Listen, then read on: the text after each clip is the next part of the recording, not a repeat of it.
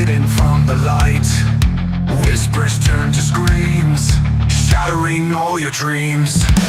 Eyes wide open now, truth you can't disavow. Echoes through the halls, crashing all your walls. Truth seekers, exposing the truth. Truth seekers, coming for you. Uncover the lies, open your eyes. Shadows try to hide, no place for them to bide. Light will pierce you through, reveal what is true. Running from your fears, can't escape the sears. Truth will hunt you down, tear apart your crown. Truth seekers, exposing the truth. Truth seekers, coming for you. Uncover the lies, open your eyes.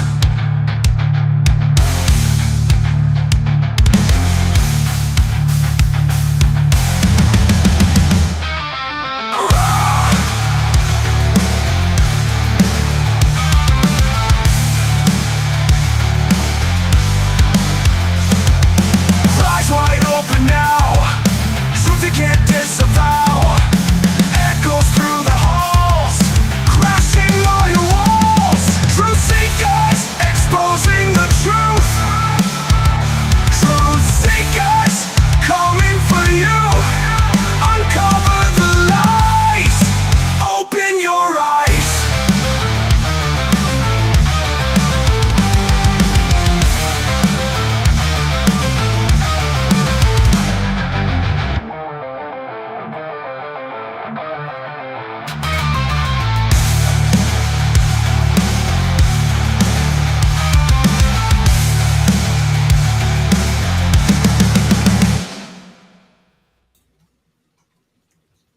Greetings and salutations, friends, and welcome back to the wacky world of Wilcock. Today, David Wilcock had to make a court appearance, and it was interesting to say the least. And we've got all the details of what happened, and we'll be bringing those to you. For those unaware, David Wilcock was subpoenaed to basically give Gaia TV, who is suing his former swindle partner, Corey Goode, they requested all communications between David Wilcock and Corey Goode. And David Wilcock has been basically not complying with the subpoena. So this hearing today was about basically getting to compel him to, follow through with the demands of the subpoena. Interestingly, David Wilcock had no lawyer with him. He just, represented himself. So many of us called in or Skyped in, whatever you want to call it, virtually. And our contributing producer here, John Christian Stavati, has already completed half of the transcript. But because the hearing just ended a few hours ago, we don't have the entire transcript, but we've both taken notes of what took place, and we can fill you in. So joining us to talk about this and all the wackiness in the wacky world of Wilcock is our contributing journalist friend, John Christian Stavati is back. Welcome. Welcome. It's a privilege to be back on Truth Seekers once again. Oh, before we begin, I think we should just begin with what our general impressions were. I was kind of blown away by a couple of things that happened. Specifically, David Wilcock threw Corey Goode under the bus a bunch of times. And he also confirmed that his wife wanted Wilcock to have nothing to do with Corey Goode any further. And he even used very strong language about Corey Goode. He said, and I remember this quote, and I'll quote him. He said, "Corey Goode has done things I consider unconscionable. I'm not trying to defend him." Right? Yeah, that statement is similar in my handwritten notes here. I haven't gotten to that part yet because it wasn't in the first 25 minutes. Yes, but it was interesting that he just basically threw Corey Goode right under the bus and basically admitted that Corey Goode does a lot of bad shit to a lot of people. I was kind of blown away by that. And You know, Wilcock is so dumb, he doesn't realize that this is a public hearing, so people can go and make a transcript and get the notes. And Corey Goode's going to hear exactly what he said, like about him and everything else, Well, right? not just Corey, but Corey's lawyer Valerie Aneros was on the call, and Yeah. we'll get to that. David Wilcock, he showed up without an attorney. He showed up bareback and pro se in federal court, and he went off on tangents, and he said a lot of things that he should not have said, What do you think the. including I'm sorry, I didn't mean to interrupt inc- you. inc- including the revelation that he did in fact sign a confidential agreement with Gaia back in like 2018, 2019 about the whole fiasco. And before that was simply like speculation, but now it's court admitted fact in front of Corey's attorney Valerie Aneros. So now Corey and his attorney know of this confidential agreement. Yeah, David that's. just blurted it out. Yeah, a lot of people have said that David Wilcock entered into this agreement with Gaia and threw Corey under the bus back then to save himself. He basically sacrificed Corey Goode to save himself legal troubles and lawsuits and all this kind of stuff, right? Right, and it's not speculation anymore. David admitted it in federal court. It is an Oh, he's admitted so fact. stupid. And what do you think the issue with the lawyer is? Because you don't generally show up to federal court with no lawyer. Like, is it because he can't afford it? He said the lawyer quit or Well, something, didn't want to work anymore. we should state off right from the beginning that his lawyer Rafi, the Armenian lawyer, that Hmm. lawyer is not admitted to Colorado federal court. So even if that lawyer wanted to, he couldn't represent David in this case because he's not admitted to this court. Well, that's So very even if interesting. even if he wanted to, Rafi couldn't represent him. But it was admitted by both sides in the case today that his lawyer, Rafi, his Armenian lawyer, basically just quit on David and abandoned him. Wow. Do you think that's due to non-payment? Like it could be, right? Very It's possibly due to speculation, but non-payment. That information was not divulged, but we can speculate that it's on based on non-payment. Stephen, do you want to bring up the transcript while we're yes, talking? we'll get to that in a minute. Let me just catch up to the live chat. Double Tap Ranger Outdoors is here with one for the goal saying, Happy Canada Day, fellow Canucks. Looking forward to this, Stephen. Reveal what is true, true seekers. Well, thank you for your kindness, generosity, and support. Much, much appreciated. And we'll read every super chat, but we may wait till the end. We're going to get to the transcript, which I have right somewhere. Oh, transcript. That it helps that it's called transcript. Thank you, John. So let me share my screen and we'll get started here. One moment here. Okay, I can get that up and get us small and that big. All right, so we begin with the transcript. So scroll up to the top because you're not quite. Oh, I'm scrolled up. sorry. Yeah. Unofficial transcript, Goode versus Gaia hearing July 1st. There may be some errors or omissions. This is based on handwritten notes. So the court clerk asks, Mr. Wilcock, who are you representing? And David Wilcock says, myself. So right out of the gate, we have a bombshell. We thought, or I thought, that David had to get a lawyer for this, right? We all thought he has to get a lawyer. He can't just walk into federal court with no lawyer like a dummy, but he did. One of the things I noticed is that when Gaia filed this motion on David's live streams, he started talking a lot less about his legal issues in the case. And I guess I just interpreted that to mean that he actually got a real lawyer who is admitted to federal court in Colorado. Who told him to shut the fuck up, right? Basically, yeah. Yeah. That I assumed that. Well, it turns out that my assumptions were wrong, and we greatly underestimated how stupid David is. Yeah, he is dumb as shit. Himself. There's that old saying: only an idiot would represent themselves. There's a few things you don't do. One is try to perform open heart surgery on yourself, and the other is represent yourself in any legal matter. It's the stupidest thing you could do, I think. I mean, unless you just, I don't know. There's been, with the Corey Goode lawsuits, some of those plaintiffs just got tired of paying lawyers and said, I'll just represent myself. This is going to get thrown out. It's a frivolous case. In that case, maybe. But I would say that there are certain situations where it's okay to represent yourself, but David is not competent to represent himself. And we will see why just in the first 4 pages of this transcript. yeah, and so and we also have Mr. Wilcock. Mr. Wilcock is appearing by DTC. He is appearing It's actually VTC. I misheard. VTC. Okay, he is VTC. appearing regarding the motion to compel. Mr. Wilcock, will you please state your name for the record? And he says, David James Wilcock. Thank you, Your Honor. And to confirm, you are representing yourself today. And David Wilcock says, as per your written instructions, yes. And is JS the judge?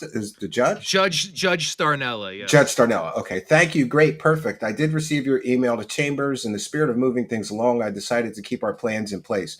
Discovery closes in 3 months, so I want to be respectful of your time, Mr. Wilcock.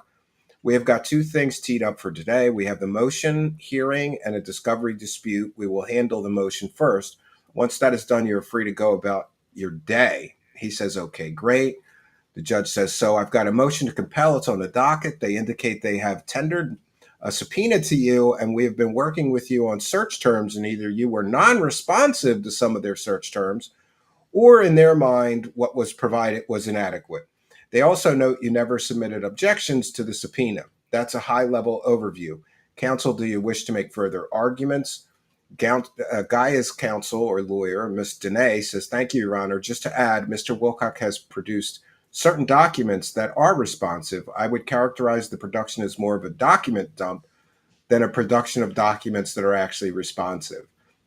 And John, did you know that some people are saying that he basically printed out his entire spam folder and sent them that, like as a way to distract? I know that's speculation that people, because we haven't seen it, but I think it's speculation. But it gave him 12,000 pages, according to Wilcock, right? No, they sent him a discovery request that was 12,000 pages long, allegedly. That's what David said. Okay, so the lawyer goes on to say, we have worked with his attorney, Raffi, to produce a more targeted search terms, at which point his attorney said he would no longer participate in this discovery process, at which point we filed this motion to compel. We note that Mr. Wilcock never filed an objection to the subpoena, and the opportunity to do so is now long overdue. We've attempted to be sensitive to his position as a third party, but these documents are critical to our case with respect to his former position as co-host with the plaintiff, Corey Goode, on Cosmic Disclosure.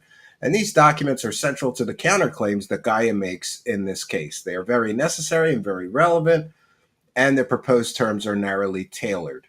The judge thanks them. Mr. Wilcock, do you wish to respond?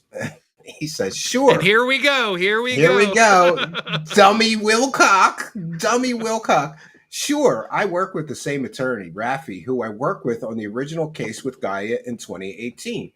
I have no ill will against Daniel Dingerson or Angela Dene. Regarding the matter at hand, I was subpoenaed. This is what remember he was so upset. They subpoenaed him on Friday the 13th, right before he had to tell the judge. They subpoenaed me on Friday the 13th of December before Christmas. The deadline was on Armenian Christmas, January 6th. This is just David bitching to the judge. Mm-hmm. Trying to get the judge on his side. That's all this is. It has nothing to do with the actual discovery request. Yeah. It's nothing to do with the motion. It was a 1-inch thick subpoena demanding the production of an enormous... He actually said that. He actually said the words 1-inch thick subpoena. Yes. And then he said enormous twice, of an enormous amount of documentation. Yes. I reacquainted myself with the same attorney who I had hired for the first legal dispute with Gaia in 2018-2019, whose name is Raffi. And we proceeded forth in good faith negotiations. We did not object to the subpoena because we said, we'll give you everything that we can if it's reasonable. So I'm listening to, and I also wrote down everything Angela Dene just said, and I completely disagree with the idea that everything we've given to them is a document dump. To be clear, they sent us in the subpoena an enormous list of everything that they wanted, which ended up a gigantic body of data. My show was very popular. And you don't tell the judge this shit. He's bragging to the judge. My show was very popular. He just has to. The view count showed 500,000 viewers. Yeah. I haven't gotten to the part in the transcript yet where he talks about how he was on Ancient Aliens. Yes, he said that to the judge in court. I was on over 100 episodes of Ancient Aliens. He did tell the judge that. So we had a great number of fans that were writing in, and then a great number of communications with Mr. Good. There's two categories here. There's what we could give them that we thought was reasonable, and there's a whole separate category of what we feel was impossible to get. I want to talk about what was impossible to get first. Nothing's impossible to get. It's stored in your email forever, dude.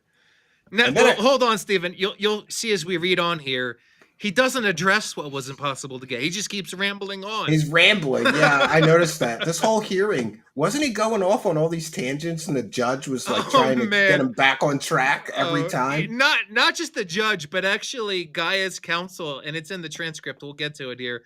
Gaia's counsel interrupts him and says, "Your Honor, what he's talking about is a confidential matter. We shouldn't talk about that." The first discovery request was over 12,000 pages in length.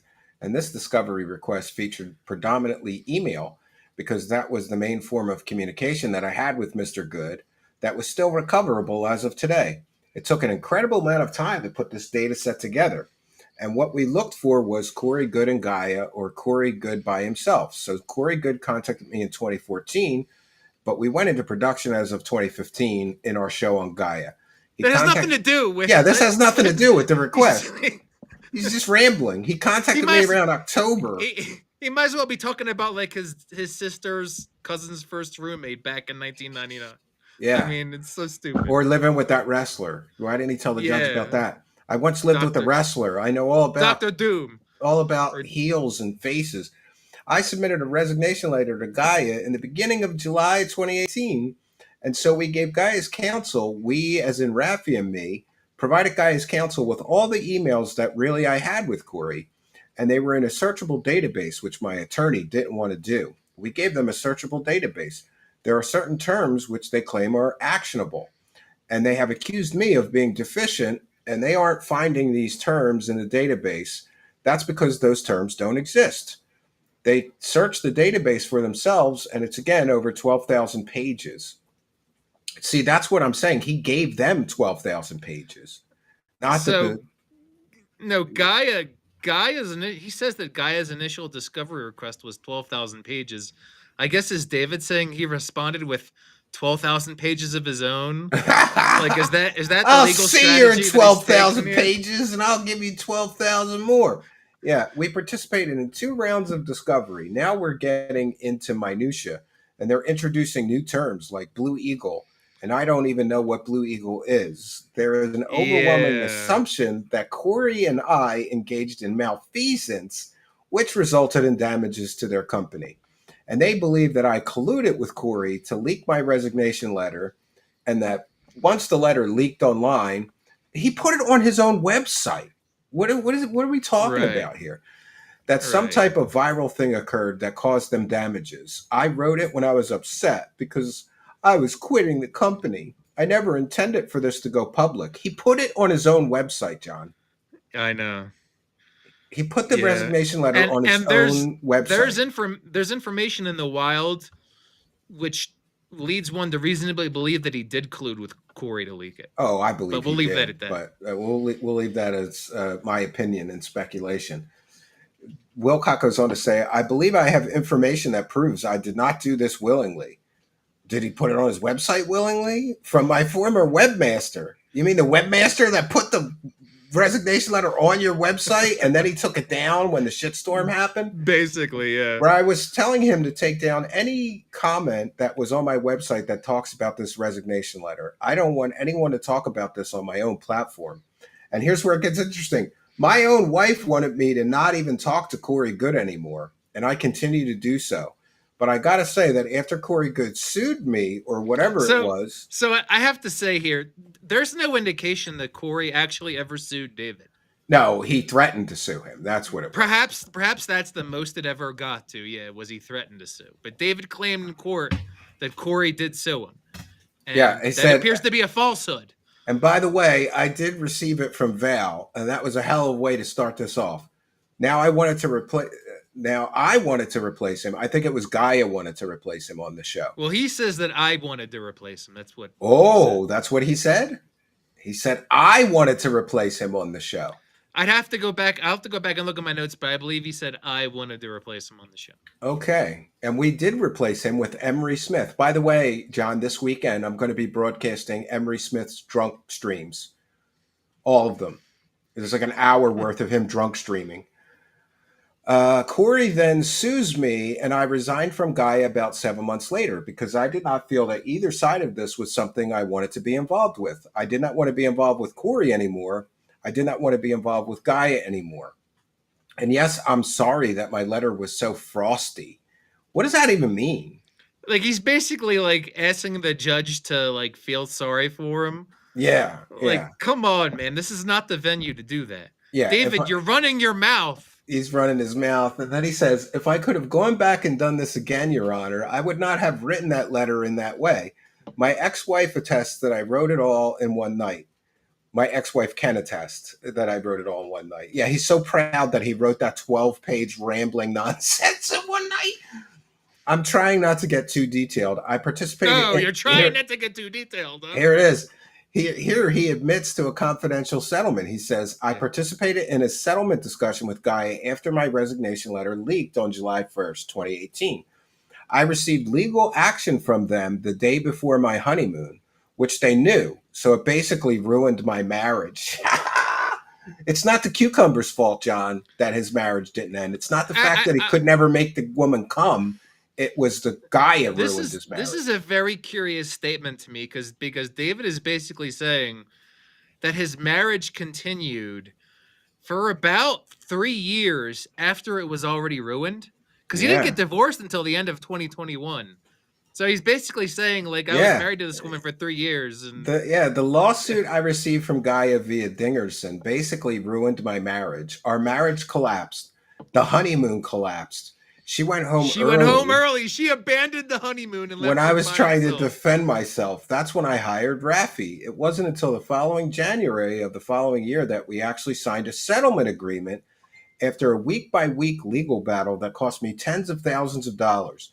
I signed an agreement, and as my understanding under color of law, I thought that after the exhaustive battle and publishing a humiliating letter, and here's where Gaia's counsel interrupts him. Yeah, Gaia's lawyer chimes in. Your Honor, I apologize for interrupting. I would just like to say that the settlement agreement is a confidential matter, and we would ask that it be discussed off the record, outside of the presence of plaintiff's counsel. In other words, they're basically saying David Wilcock needs to stop revealing this in front of Corey Goode's lawyer.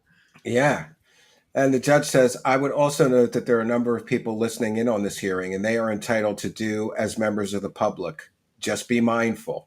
Now, here's where, when the judge says this to the court, supposedly David got like a little uneasy because he's basically just been told. He started breathing heavy, and he looked extremely nervous. Yeah. He's basically been told that Stephen the terrorist is listening to the hearing. Yes. And this rattled him. David Wilcock says, I'm very sorry. We don't need to talk about the settlement agreement. We came to what we thought was an understanding, and now it turns out they can just go after you again. Okay, I was not aware of that when I signed it. Look, I don't want to be non-compliant, but it's strange. This whole thing is very scary because I didn't actually do what they're saying, and I have enormous exculpatory, him with the big words, evidence that I could give you. Affidavits from my ex-wife, etc. But the point is, I rehired Raffi. We got back into it again. And my goal has been to not defame this company. So that's basically the first half of the. So that's the first half of the hearing, and I haven't gotten done the rest of it yet, unfortunately. No, it's fine. We can just talk in general terms about what else happened, right? Right. 1 second here. Oops. Let me get rid of that. Yeah, we'll just talk in general terms about what happened. So essentially, David Wilcock just made excuses for why he hasn't done what the subpoena says he's supposed to do, right? That was my understanding. He just made excuses. He brought up how in 2023 he lost his phone at the airport, and he told the court he didn't think he could access his WhatsApp messages anymore. And Gaia's counsel told the judge, well, actually, You can just download WhatsApp on your desktop and access it from there, more than likely. And then he made more So excuses saying he tried that and he just got a gray screen or something, right? something like that. Yeah, I'd have to go back and look at my notes, but yeah, Oh, it's not and gonna fly. the interesting part to me was this more of the second half when he basically threw Corey Good under the bus. You know, like he said that Corey Good did things that were unconscionable. That's not going to Yeah. go over well with Corey Good. Corey Good is a very vindictive, nasty person. You Well, know, remember, Stephen, a couple of weeks ago, David said on live stream that someone had betrayed him, and there was no going back. Maybe he found oh, out that Corey had betrayed him, so now David is maybe taking the gloves off. We just don't know. ooh, we just don't know. Yeah, yeah. Zero with a good question. So his lawyer isn't allowed to practice law in Colorado. His lawyer Raffi is not admitted to the federal court in Colorado. That is correct. That is interesting. Thank you for your kindness, Zero, and for helping us praise the cash. And Culinary Quest says Wilcock can now finger his own asshole instead of Corey Good doing it for him.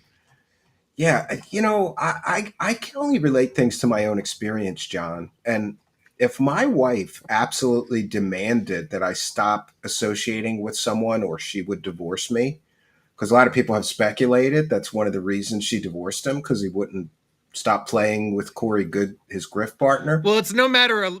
It's no longer a matter of speculation. David admitted in court that that's what happened today. Basically, yeah. Thank you, Culinary Quest. Oh, wait a second. Did I miss that? Yeah.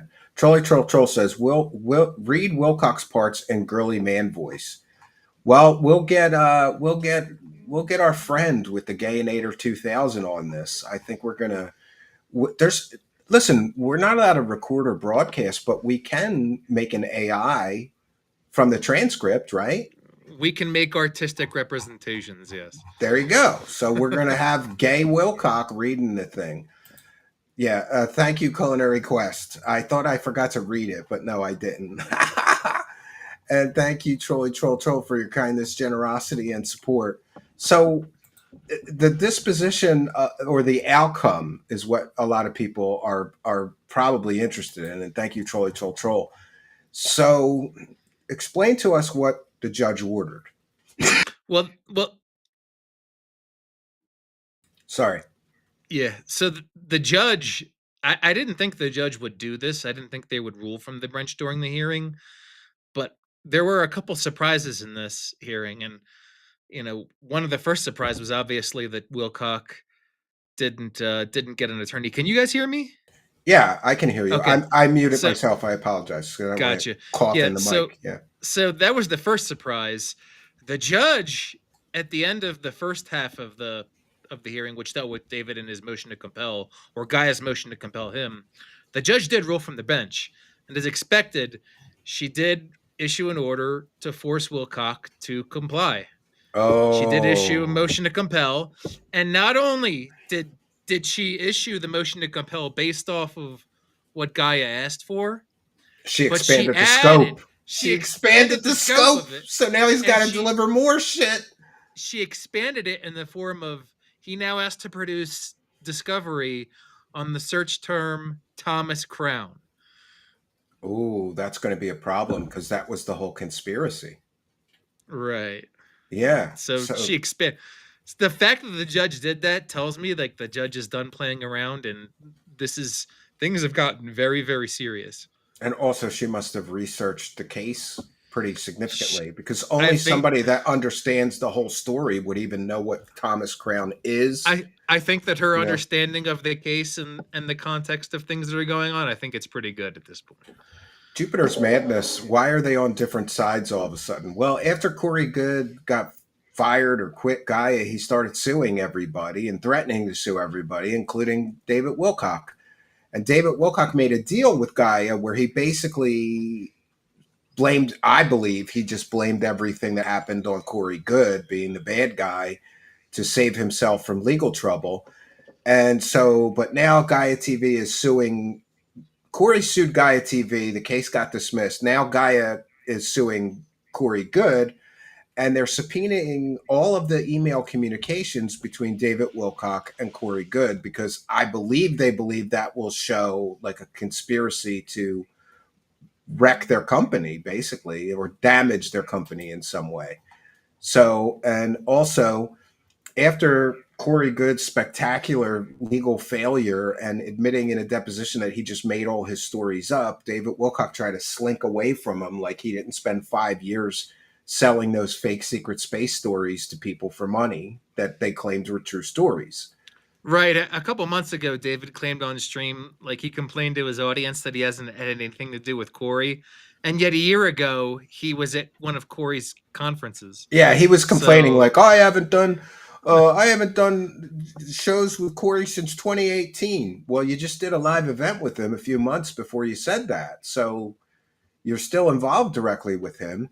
Is it just also, that he's so desperate for money that he had to take the gig to do the live event to get some money? I guess I don't I know. think it's money. And remember, Chris Beskar was also there. So I think that David, took the opportunity to get Chris Beskar in front of some people. It's because maybe they could get some investors or something. I should also mention, not only is David Wilcock still, engaging with Corey, but Corey is making overtures to David like they're still on good terms. There was a Corey video I saw. It's been the last couple months. I don't know if you saw this, but Corey claimed that he was able to telepathically communicate with David's dog Gurley. Did you catch that? Oh, I didn't hear that. So he's Corey Good Corey now Good claims he was able now to he's communicate with his telepathing dog. dead dogs, right? He's Well, telepathically no, the dog communicating was with dead dogs. alive. Corey claims he could talk to the dog when it was alive. Oh, geez. Well, I don't. Yeah, just like he went to the moon bases and stuff, like. And Dave and Corey has talked about David's his marriage or his former marriage to his ex-wife as if like the UFO community caused there to be dissension in that marriage. Well, David clearly said in court today that it wasn't the UFO community that caused dissension in the marriage. It was Corey.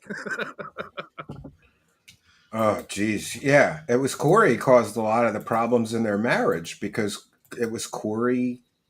Allegedly, it was Corey that started this whole plan to basically destroy Gaia TV and start his own streaming network and take their business. Allegedly, but it looks pretty much like that's what they did. I mean, they were both bitter and angry and left Gaia, and then they wanted to start their own thing together. But Corey Goode's ego, like he thought he could somehow take on what was at the time a $500 million company, now $1 billion company. Like it doesn't make sense. I think that Corey and David thought that they were the main draw. And I think I don't I'm trying to remember where I heard this, but supposedly at one point Cosmic Disclosure accounted for almost half of Gaia's online streaming viewership. Like Yeah, that one yeah, show, those two yeah. guys accounted for almost half. Well, it helped that Gaia was putting millions of dollars into advertising and promotion. There was a time when if you watched any video on YouTube that had anything to do with New Age, spirituality, UFOs, aliens, ancient mysteries, you would get a Gaia TV ad for Cosmic Disclosure. So they pumped like a tremendous amount of money into those two. I've often thought that Corey just didn't realize that he was an artificially inflated personality that they created, Right. by And Jay dumping all White this money in. Jay Widener Jay, confirms all that. Yeah. yeah, Jay Widener said, there were 100 people behind the scenes working to make that show a success. And they said that Corey had to be pretty heavily edited because he just wasn't very good. Yeah, of course. Yeah, yeah. And you could tell how heavily edited it was. Because Corey, especially at the start, he was a terrible public speaker. He would pause and uh uh as he was thinking of the lies that he was going to tell. I always thought that's what it was. That's why he talked so slow and so much because he was trying to come up with the lie he was going to shoot out of his mouth. And Moto Drang is here and says David could always get sponsored by the big Baldo. Baldo. That's something I never knew about until Kino Casino. Baldo. Do you know what a Baldo is, John? I don't know what boldo is. It's basically something you stick in your ass. It's like Oh balls that you stick in man, your ass, you know? Yeah. So, I wouldn't know about that. what do you think the other takeaways were? I was just shocked that he was so willing. And but then again, Wilcock is so stupid. I don't think he realized this is a public hearing and people are going to hear exactly everything that he said, or No, but he he wouldn't have definitely thrown Corey under the bus like that. he definitely realized it when the judge brought it up after his first long diatribe. When the judge Yeah. said, "Oh, there's members of the public here, which they're entitled to be here," and David was like, "Okay, He was like, oh I'm shit. sorry." No, he made an oh shit face, as I Yeah. recall. He made like a oh shit face, like, oh, I forgot. People are listening in. And I'm sure he thought of that evil Stephen, right? He didn't I, I realize it I was a just have public to hearing. wonder. I have to wonder what Valerie and Corey are thinking now that they know that there was an agreement between David and Gaia at in 2018, 2019. They're going to subpoena that. They're going to get a copy of it, I think, even if it's Yeah, confidential. I have to wonder if they're going to bring it up. If they're going to try to get their hands on it. I have to wonder. Yeah, and let's talk for a minute about some of the tangents that David Wilcock went off on. Like one of them, he mentioned Darcy Weir and Spooky's documentary film, The Dark Alliance. Like, tell us Yeah, about it's that. that was on the second half of my notes in the transcript, and I haven't gotten that part done yet. But at one point, David complained to the judge that he considered the documentary Dark Alliance to be defamatory, and he complained about it as if somehow Gaia had anything to do with that. Yeah, Gaia had nothing to do with that. That was an independent effort by filmmaker Darcy Weir and Spooky. But interesting that he chose to, like complain. Like, what's the judge going to do? Like, Right. It was totally the wrong venue. did he think the judge was going to give the people that made that film the death penalty, like he says about me, or life in prison? Right? I'm pretty sure Spooky lives in the UK, so even if the judge gave the death penalty, Yeah, I don't Spooky think would have to get extradited to the United States. It's most just countries stupid. won't extradite if there's a death It's just penalty. that whole diatribe about Dark Alliance. That's just one thing on the giant pile of things today that David should not have said, should not have brought up, and if he had actually gotten a real decent lawyer, none of that would have been mentioned Yeah, and because it's totally irrelevant. just think about the arrogance of walking into a federal court with a federal judge and spending and wasting the judge's time by telling the judge how famous you are.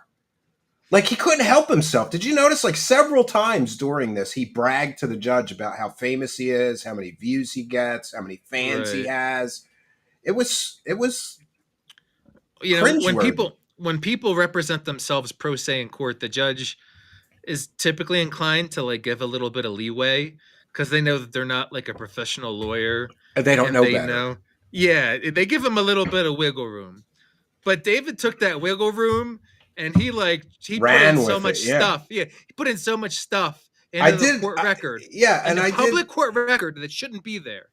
and I did notice. I don't know if you noticed, but he was extremely talkative and wordy. Like in other words, a judge would ask a simple question, and instead of giving as simple answer as he can, which is what I think you're supposed to do, he rambled for like 10 minutes. And didn't the judge like Yeah. get him back on the rails several times? She interrupted him to get him back on the rails. So he did not and represent himself well. Gaia's counsel did the same thing when he went off on the tangent about the confidential agreement. Stephen, Yeah. we have to bring up. Do you remember he was mocking you? It's been some months now, but he was mocking you and he pretended to be a lawyer, and he was like this, like, I guess, fake Jewish lawyer, and he was like, trying to pretend to be here, and he's basically saying things like, "The less you say, the better." David, do you remember that? Do you remember Oh, that old yeah. skit? Yeah. He Didn't should take have his own remembered. advice. He Yeah. should have taken his own advice and remembered that skit because he went off the rails today. The less you say, the better, David. Well, David, you said a whole bunch of shit today that you shouldn't have. Let's also, for the benefit of the audience, because you and I both know this. So what is it? He has until July 31st to produce the documents. So he has until August 1st. The judge gave him an extra day until August 1st August 1st to to produce these, comply to comply and with. produce these documents. Correct. And can I ask a question that you may be aware of? The documents that David Wilcock is forced to produce, or do they get entered into the public record and we'll all get to see them? No. Unless Gaia's counsel makes a filing and puts them onto the record, those discovery productions from David to Gaia will be confidential. It's all still Well, covered they'll under be in the confidential transcript, though, because discovery. I'm sure there'll be questions about specific communications to Corey under oath, right? So we'll No, probably the still hear the about what's in there. discovery production is confidential. Now, we haven't mentioned this yet, so let's go ahead and mention it now. The judge and Gaia's counsel said on the court today that David is going to be deposed. There's going to be a deposition. Oh, that's beautiful. Yeah. If the deposition, if it's not sealed per the judge's protective order, it could potentially go into the public domain, and if Gaia makes some kind of filing with part or the whole deposition, then that will be on the public record. Yeah. Or if one of the lawyers leaks it, Possibly, but my or some understanding party to the. my understanding is that Gaia doesn't have any particular interest to put the deposition in the public record, but I could be wrong. We'll have to see. We'll have to wait and see. Christo with good question. I sent a Google Drive link to your Facebook Messenger with all of the Camelot interviews, Wilcock included. Has that come through? I don't believe so. I can check my message requests, but the best thing to do is to email me at truthseekershow@gmail.com. Here's the email address, Christo. And thank you for your kindness. People screw this up. It's one truth seeker, the word show at Gmail. People always put an extra S or something. So email me the link there. I would love to have that. That's a treasure trove of early Wilcock archaeology that we could do on a separate time, right? So I guess that the big outcome from today is that David Wilcock kind of lost because he was trying not to produce anything else.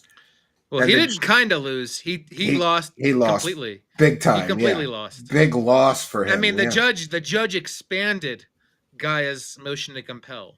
She didn't just grant it and issue the order. She made it bigger. Yeah. So he's going to have to produce even more documents. And imagine you've already, listen, I don't have any sympathy for David Wilcock, but I will say I can kind of understand if you've already produced 12,000 pages of documents and they still want more. But I have a feeling that he's trying to not give them the good stuff. Do you know what I mean? Like, yeah, I mean, they characterized his production as a document dump. That's what you do when you're trying to evade. Yeah. He basically just tried to confuse them with as many documents as possible. Yeah. So kind of like, good luck getting through all this, right? Do you think that's the strategy? Like bury them with paperwork? Like here, good luck. Apparently that's been his legal strategy. And apparently when that strategy started to falter, his lawyer picked up and left. That's interesting. Yeah. I can't believe his lawyer just abandoned him in the discovery process. I don't believe that that's the case. I think there has to be. I mean, I freely admit this is speculation, but I don't know. I mean, lawyers don't generally just quit in the middle of something if they're getting paid. Why would they quit in the middle of something? If David's not paying the guy, I mean, it raises all kinds of questions. I mean, David claims on stream that his sugar daddy said that they would pay for his legal defense.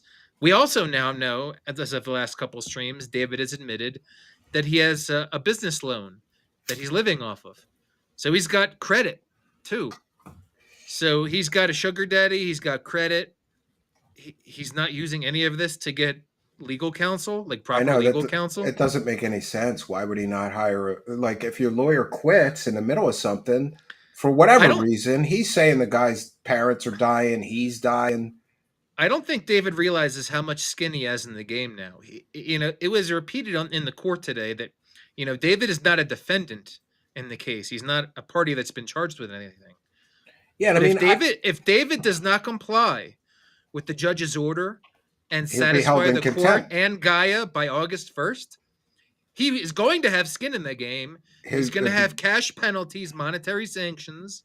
Yeah, he'll be put in contempt of court, right? That's what they generally He do. faces monetary sanctions. The judge could say, okay, you didn't comply with this order, you're fined $10,000 Yeah, and you have 1 week or to do more. it, or you're getting another 10K. Yeah. One of the things that's interesting, and I guess I should ask a lawyer about this though, is I thought that you don't have that you have some legal right not to incriminate yourself, but I guess that doesn't apply to a subpoena. They get what they want, and if there's because if these emails between Corey Goode and David Wilcock really do show that they were like conspiring to Remember, you you know have the right to not incriminate yourself, but this is not a criminal case. It's a civil case. I get that. Yeah. I guess that's why he doesn't Just have like any protection. He has to produce the documents they want. yeah, I mean, just like David is saying, "Oh, I have rights." Like in the last months or so, he's been saying things like, "Oh, I have this right under the Constitution and that right." Yeah, those are rights in criminal cases. This is a civil case. Anna Louisa says he talks so much about going to court against Stephen, and here we are. Well, one of the things that I found interesting is that remember, David Wilcock is so full of shit he waddles instead of walks. Like this is a guy who's bragging that he's going to spend $1 million in a lawsuit against me. And he has this pretty simple legal matter in federal court, and he can't even hire a lawyer to defend himself. But he's No, somehow going to come up with $1 million to sue me with. It doesn't make yeah, sense. and the lawyer he had, bailed on him. Mm-hmm. We found that out today. I didn't know that. Well, that's I what didn't. he's I didn't. claiming. That's what he's claiming. We don't know that for a Well, the fact. Gaia's counsel was told by Raffi that he's not participating in the process anymore. So it's not just what David's claiming. Gaia's Oh, counsel guy is is claiming that. yeah. I guess you're right. Anthony Peterson with $2 says Ascension 2012, or I mean 2025. Yeah, Yeah, and it's not going to be 2025 either. I don't know if you caught the last stream, but he's again doubling down that in 2025 Ascension will happen, and we're all getting superpowers. Yeah, he pushed it back to September because that's when the autumnal equinox is. So he pushed it back to an equinox. Well, I think he's going to push it back to December. He's going to because he basically gave himself. Remember, first he said Ascension would come, and it's in one of his books. It's in one of those angel books. Ascension's going to come by Memorial Day 2025, which is the end of May. That didn't happen, so he kicked the can. This is what all good grifters do because that gives him another 6 months till December to grift off of these morons in his live chat.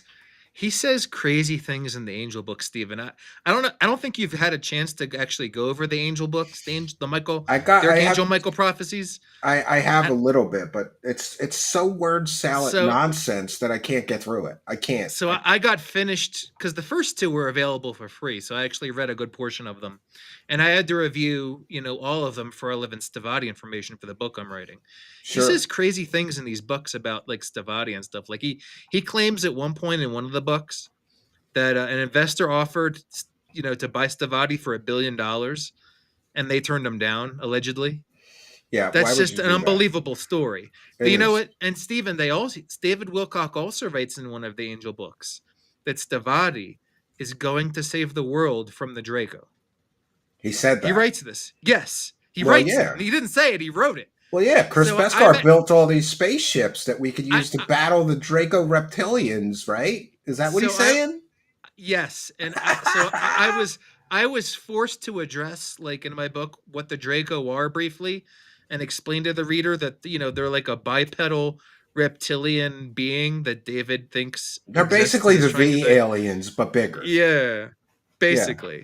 It's just strange little awkward things that I'm forced to go through in my Stavati research because it's just nonsense.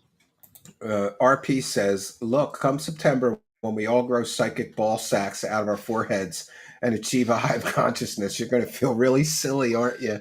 Yeah. If a psychic ball sack grows out of my head in September, I'm going to be very disappointed in Ascension. Well, this thing that David Wilcock is doing, though, it as a YouTube content creator myself, it brings up a lot of questions for me. Like, does YouTube just allow somebody to use the platform to scam people? Because he sold his anti-gravity course and free energy course on YouTube. He promoted it on YouTube, and he told people, if you give me $333, you'll be able to do it too. Meaning you'll be able to do anti-gravity, you'll be able to do free energy. And Well, then nobody was able to do it. And now that he's telling people, buy my course, we're all getting superpowers and ascension is coming by 2025. When that doesn't happen, it'll be another clear scam that he's run on YouTube. He's the basically using YouTube to get victims of his scams, in my the opinion. ex- the example you give doesn't even show the full depth of it, Stephen. For the last, almost year or so, there have been brief moments in David's live streams where he's talked about investing in Stavati. People in his live chat will say, how do I invest in Stavati?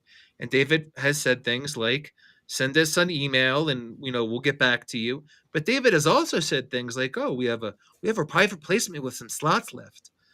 That is very serious. He is Yeah, that's against advertising. It's that's against securities law. SEC. Yeah, Securities law that he's yeah, dealing with there. So this isn't just, oh, buy my course and you'll learn the secrets of anti-gravity. He is skirting securities law. And we've gone over on the show before that in November, Stavati filed with the SEC that they've gotten some investors. And Stephen, hmm we identified one of those investors on X, and it appears to be, let's say, a not so well mentally settled woman who is a big fan of David and watches his streams. yeah. So there's going to be some problems with the SEC, I would imagine, I right? don't know if there will be problems because let's be honest, the SEC is a giant kludge of an organization and they're basically almost useless. I mean, you've seen the movie The Big Short, right? Oh yeah, and they also like a typical example is TTSA. TTSA defrauded their investors to the Stars Academy. They defrauded the investors out of millions of dollars that was supposed to be used to build a spaceship, and they didn't do anything they promised. I'm So forced to, they never got arrested or criminal charges that I'm aware of.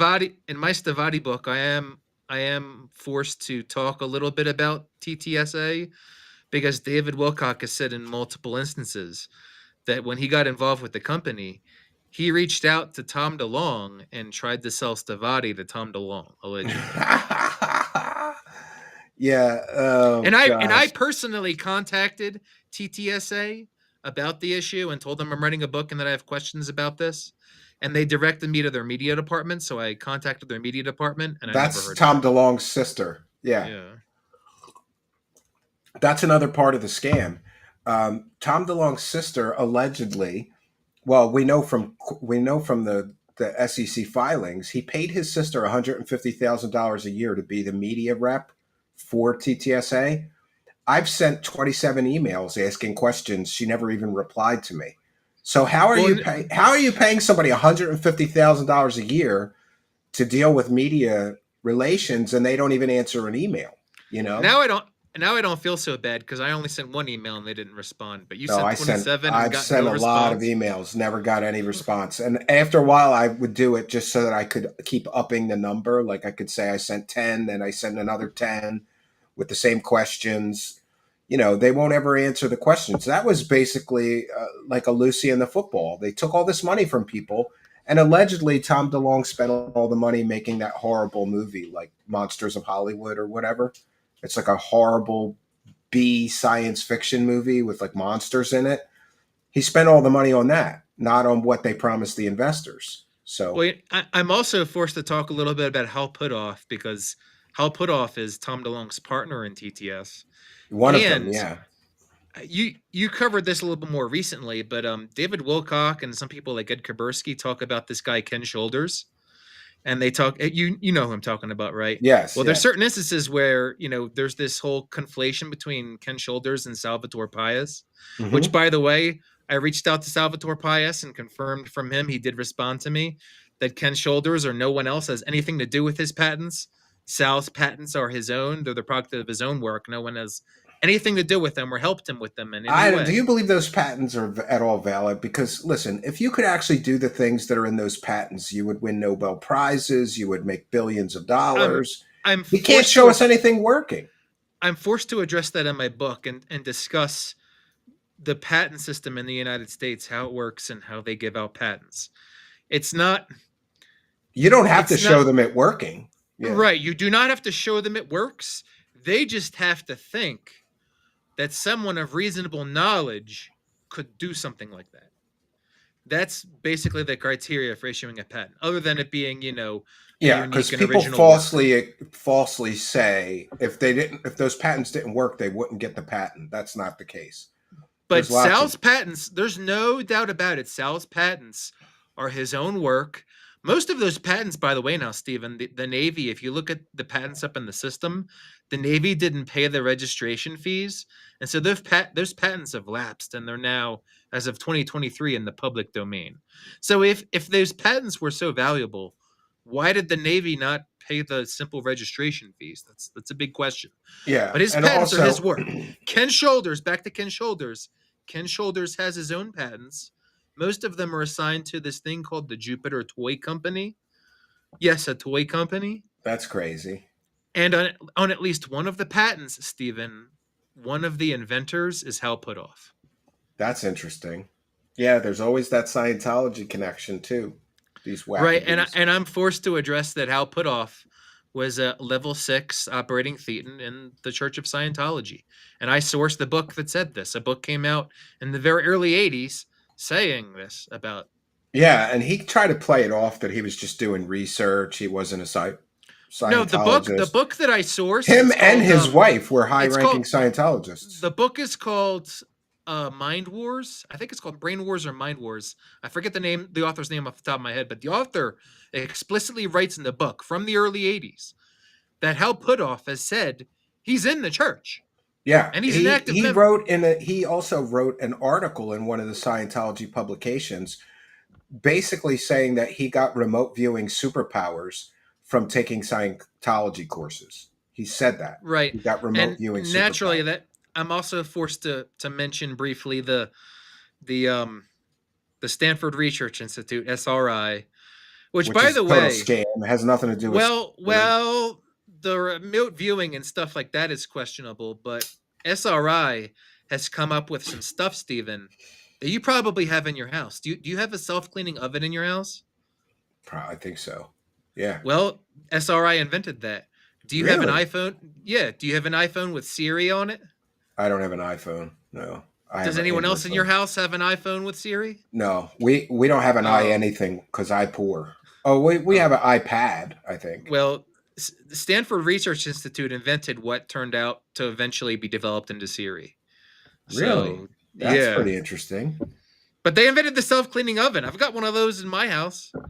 Well, I guess they're So, not just total wackadoos with superpowers and fake psychic powers, but I just know that SRI is extremely like scammy to me or grifty. They wasted a lot of government money on people doing magic the tricks, reason the basically. reason that they have that opinion is because of the whole Hal Puthoff remote viewing research kerfuffle that is highly questionable. That's the reason that they have that reputation in some parts.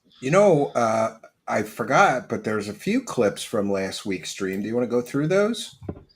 Yeah, I mean, we might as well. I mean, we weren't quite done talking about the case today because we haven't even Well, talked about the Corey Good portion.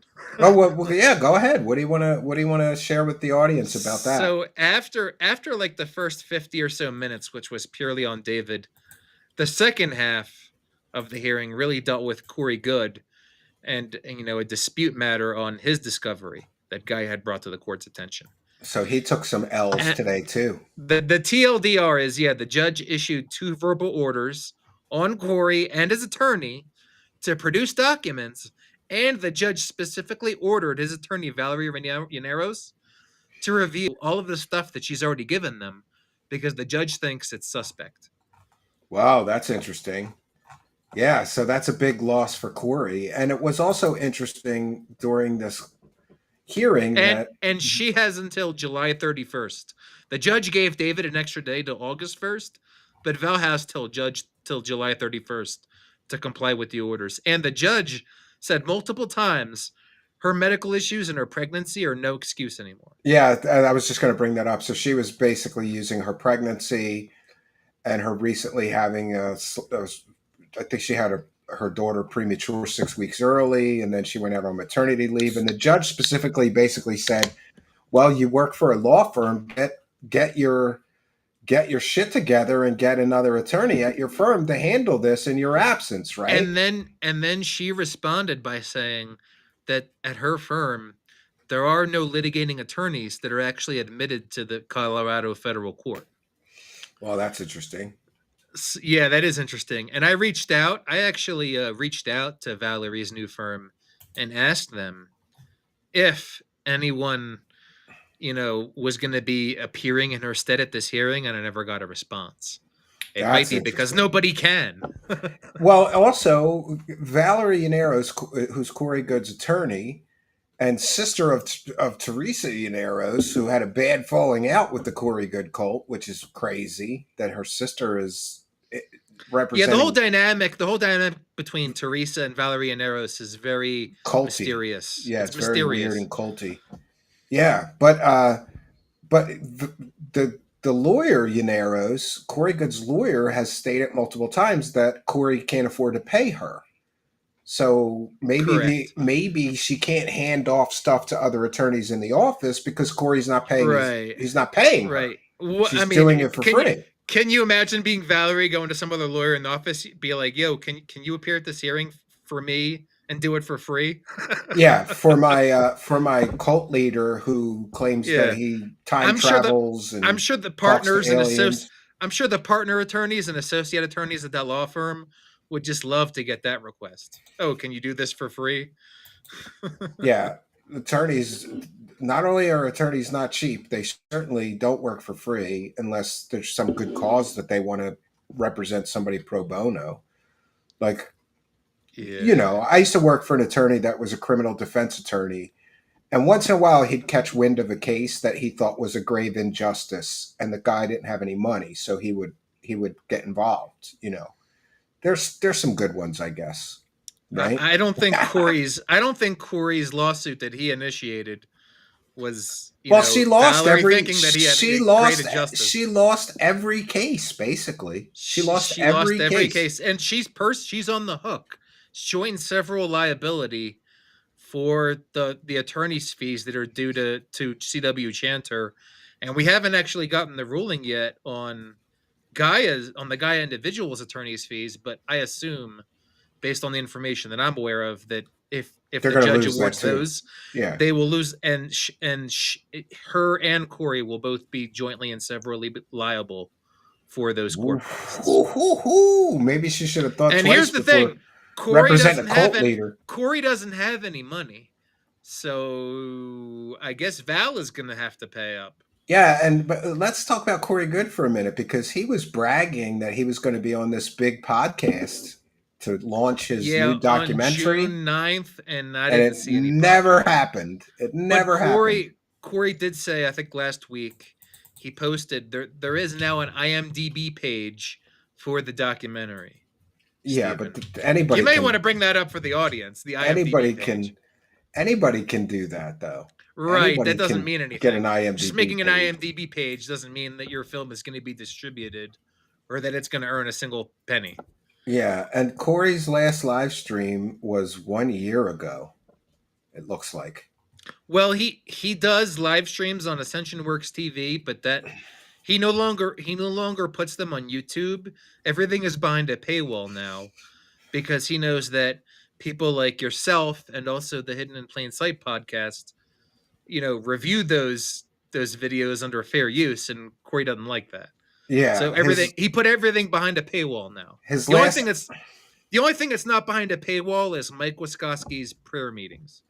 Nice. Well, his last video was 2 months ago, discussing the new documentary Beyond Disclosure. Yeah. And I'll look for that IMDb page, Yeah, if you look up Corey Goode on IMDb, it's up there now. Let me see if I can find it. Yeah, I'll see if I can't find it. Yeah, I got it. I can share it. Yeah, but Corey bragged about this thing for years. And where is it? Like, where is it going to be streaming? YouTube Well, or you we know? don't know that yet, and I seriously doubt he'll stream on YouTube because he's just not going to make any money off it. Yeah, I mean, well, I think the money YouTube, the way that they handle revenue is in clicks per mil, which is basically how many like how many cents you get per 1,000 views or something like that. And I mean, if he even got 15,000 views, he's not going to get that much money. he says that the release So date is August 1st, yeah, 2025. but that's only in Canada, right? If you'll notice, it says August 1st, Yeah, 2025 in who's the Canada. distributor? Castle The Mountain distributor, yeah, Castle Mountain something, and the production Represented company is Films. Polyscope.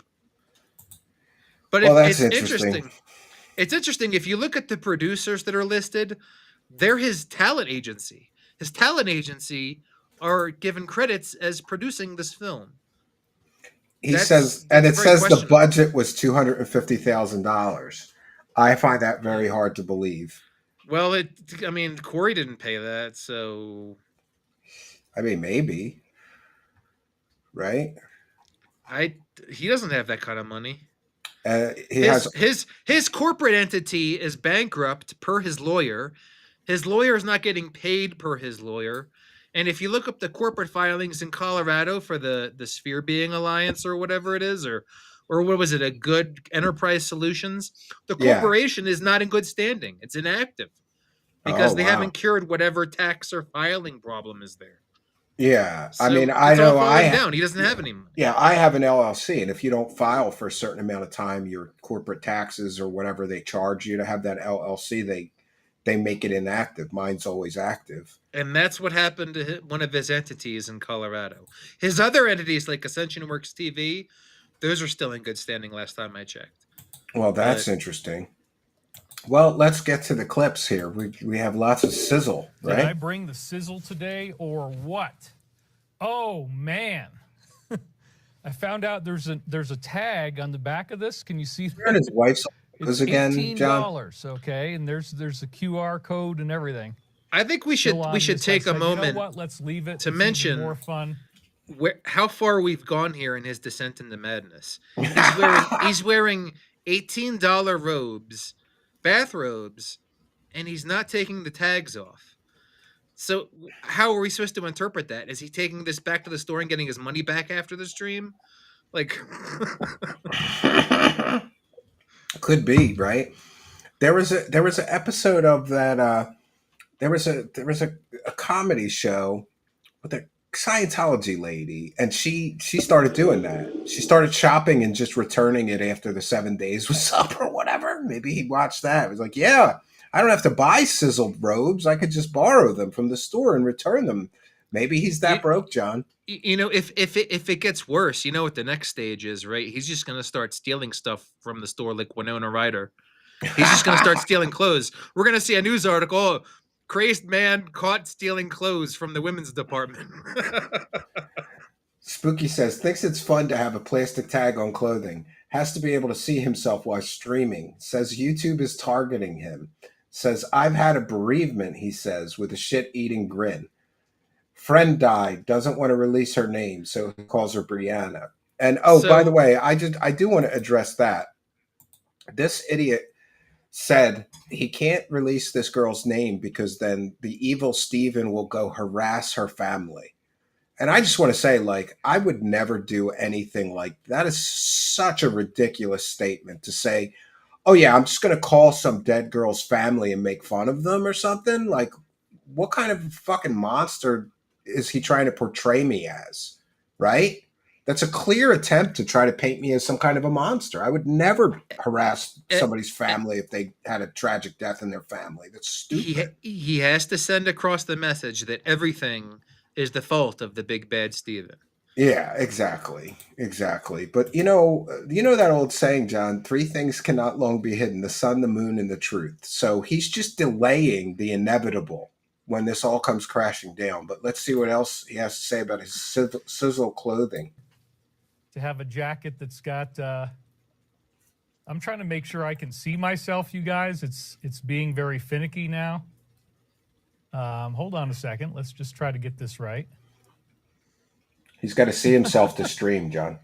Well, I guess my video is going to be way off, but that's okay. YouTube is doing very, very strange things. It won't let me work the way I used to work. I don't know if they've just changed the way they do it, but he's being nasty to YouTube, but YouTube is giving him the platform to make the only income that he's generating these days. Yeah, and YouTube, by the way, YouTube is his sugar daddy. If YouTube was paying me $258,000 a year, I wouldn't have anything bad to say about them. You know, it's one of those things. Anyway, welcome to the show. This is David Wilcock. I'm so glad to be here today. I'll put my fair use banner up. I've had a bereavement. Fair use. This woman who we will give her a pseudonym because of this stalker I have who goes after everybody and their families. But her name, we'll call her Brianna. And she did an impossible ski slope and died trying to ski down this slope. And by the way, John, people found that case. Yeah, so I saw it. He's actually telling the truth, you know, about one thing on his whole stream. Yeah. According to the news reports that I've seen, and apparently you've also seen, the woman was, I think, 34 years old. Yeah, she fell down a hill skiing. David said that he had like a 16-year relationship with her. By the way, he does say here that it was not a romantic relationship. Okay, there was no romance. But he claims to have had a 16-year relationship with this 34-year-old woman. That would put her age at the beginning of the relationship somewhere around 17 to 18 years old. Oh, that's something else. Lord Ludacris is here and says, Buffalo Bill looking weirdo. Great show tonight. Buffalo Bill? Oh, from Hannibal Lecter series. And it's been intense, you know. It's been a very intense process. Do you ever notice, John, that every week he finds something to get his followers to feel sorry for him about? It's like every week, right? Oh, my friend died. He needs the super chats. So whatever he can say or do, the sympathy generate super sympathy. Chats. Yeah. I found out on Tuesday, and I've had a sprained. And this happened back in April, and he just now found out about it. It must not have been a very close friend. It actually happened in May. The news report I saw happened in May. Oh, May, you're right. But yeah, he doesn't claim until the end of June that he was bereaving. So I initially thought that maybe he would use this incident and his bereavement, his newfound bereavement, to try and somehow delay the court hearing, but it didn't happen. Is he wearing the same sizzle clothes as last week? Whole week on the right side, around the big toe, and then on the ball underneath. No, we had a synchronicity, John. I don't know if you heard, but when I was at the cabin over the weekend, I fell off a 10-foot ladder and I sprained my ankle. I mean, you're his one and only psychic attack. Yeah, you got a psychic attack, man. It was a little weird the way the ladder went down. I jumped off of it to like avoid. I just thought if I ride this ladder down, it's going to be worse because there's rocks and boulders below the ladder. So I jumped off at 10 feet and I didn't land very good. I've been hobbling around since Saturday.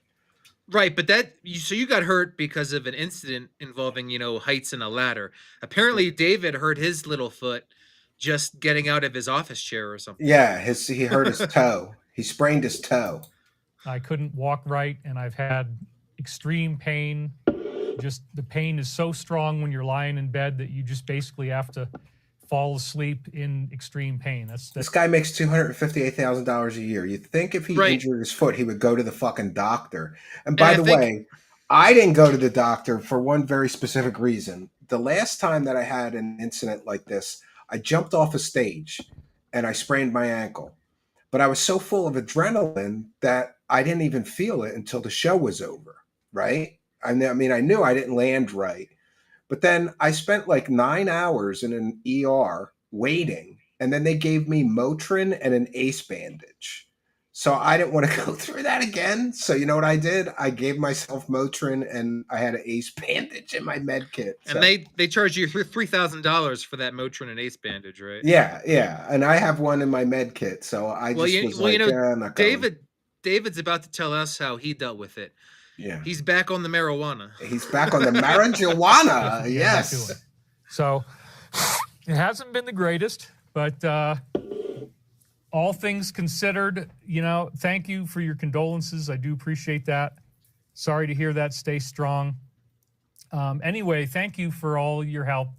Thank you for all your support. I decided that even though I've got very imminent legal issues going on and all these other things happening, I'm not going to stop the show. This is my job. I need to be here. I have.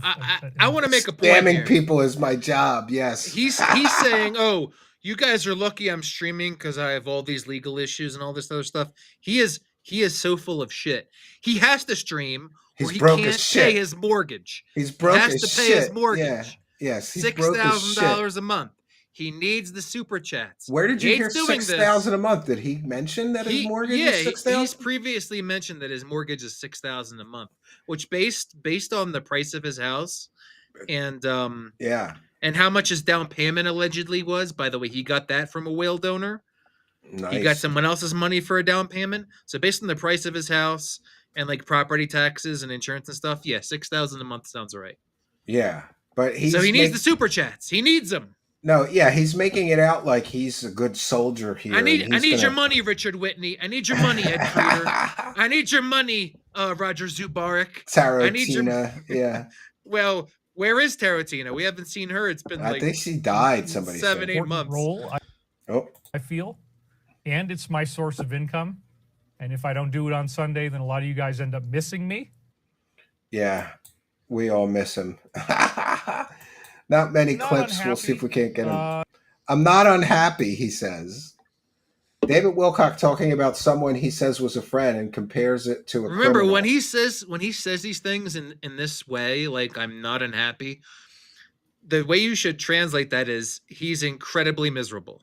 Yeah, and I love it too. Like, I lost a friend and she had this terrible, tragic accident falling down a big ski slope and dying from head trauma.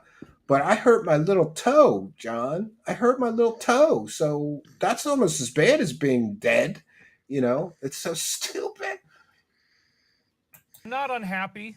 It is sad when you lose somebody like this. And I also realized that I wouldn't take risks like that with my life. You know, you want to. Well, he really sounds like he's grieving. In a high sounds like he's blaming her for dying tragically. You don't take unnecessary risks. You don't get yourself in trouble. You don't commit stupid crimes that you could easily be caught for. You don't commit any crimes. That's the whole way I've lived my life. It's like an Olympic. Yeah, he's trying to convince himself that what he does is not a criminal thing. He's never done anything wrong. Hey, David. He's never done anything. This guy has sold Thomas Crown, David. Thomas Crown, David. Hey, and by the way, David, do you think that selling people completely fake stories for 5 years with Corey Goode is not a form of consumer fraud? Because most Blue Eagle, people David. Blue Eagle. Blue Eagle, David. You're fucked. He is so fucked, this guy. Olympic athlete of spirituality. So when I lose somebody like this, I mean, she and I walked together for probably a total of 3 weeks after dinner last year. I shared with her a lot of things that were confidential. Now she's gone, so, you know, it's very intense, you guys, I got to say. I haven't really lost. I've been very lucky in that I haven't really lost that many people in my life who were, you know, people I cared about and who I knew and who were around my age. In her case, she's younger. Tracks with the article. We know. Yeah, we know. Apparently, she was 17 when you met her. You slime ball. But he claims it was never romantic. Okay, yeah. Definitely an intense experience. And then to have to go through this pain thing, I mean, I have not been able to walk. I had to use crutches throughout the first part of the week. What a fucking pussy. John, I twisted my ankle so bad that I could barely walk. You know what I did? I put icy hot and a bandage on, and I kept working all Sunday, all Saturday, all Sunday. I just hobbled around and finished what I had to do. What a pussy. Right? I think he misses the days when Beth was around and she would, you know, tend to all of his needs. I think he misses that. Oh, I can imagine, yeah. Then a cane. Now I can walk around without a cane, but the pain in my foot was so bright that just the minute that you lie down in bed.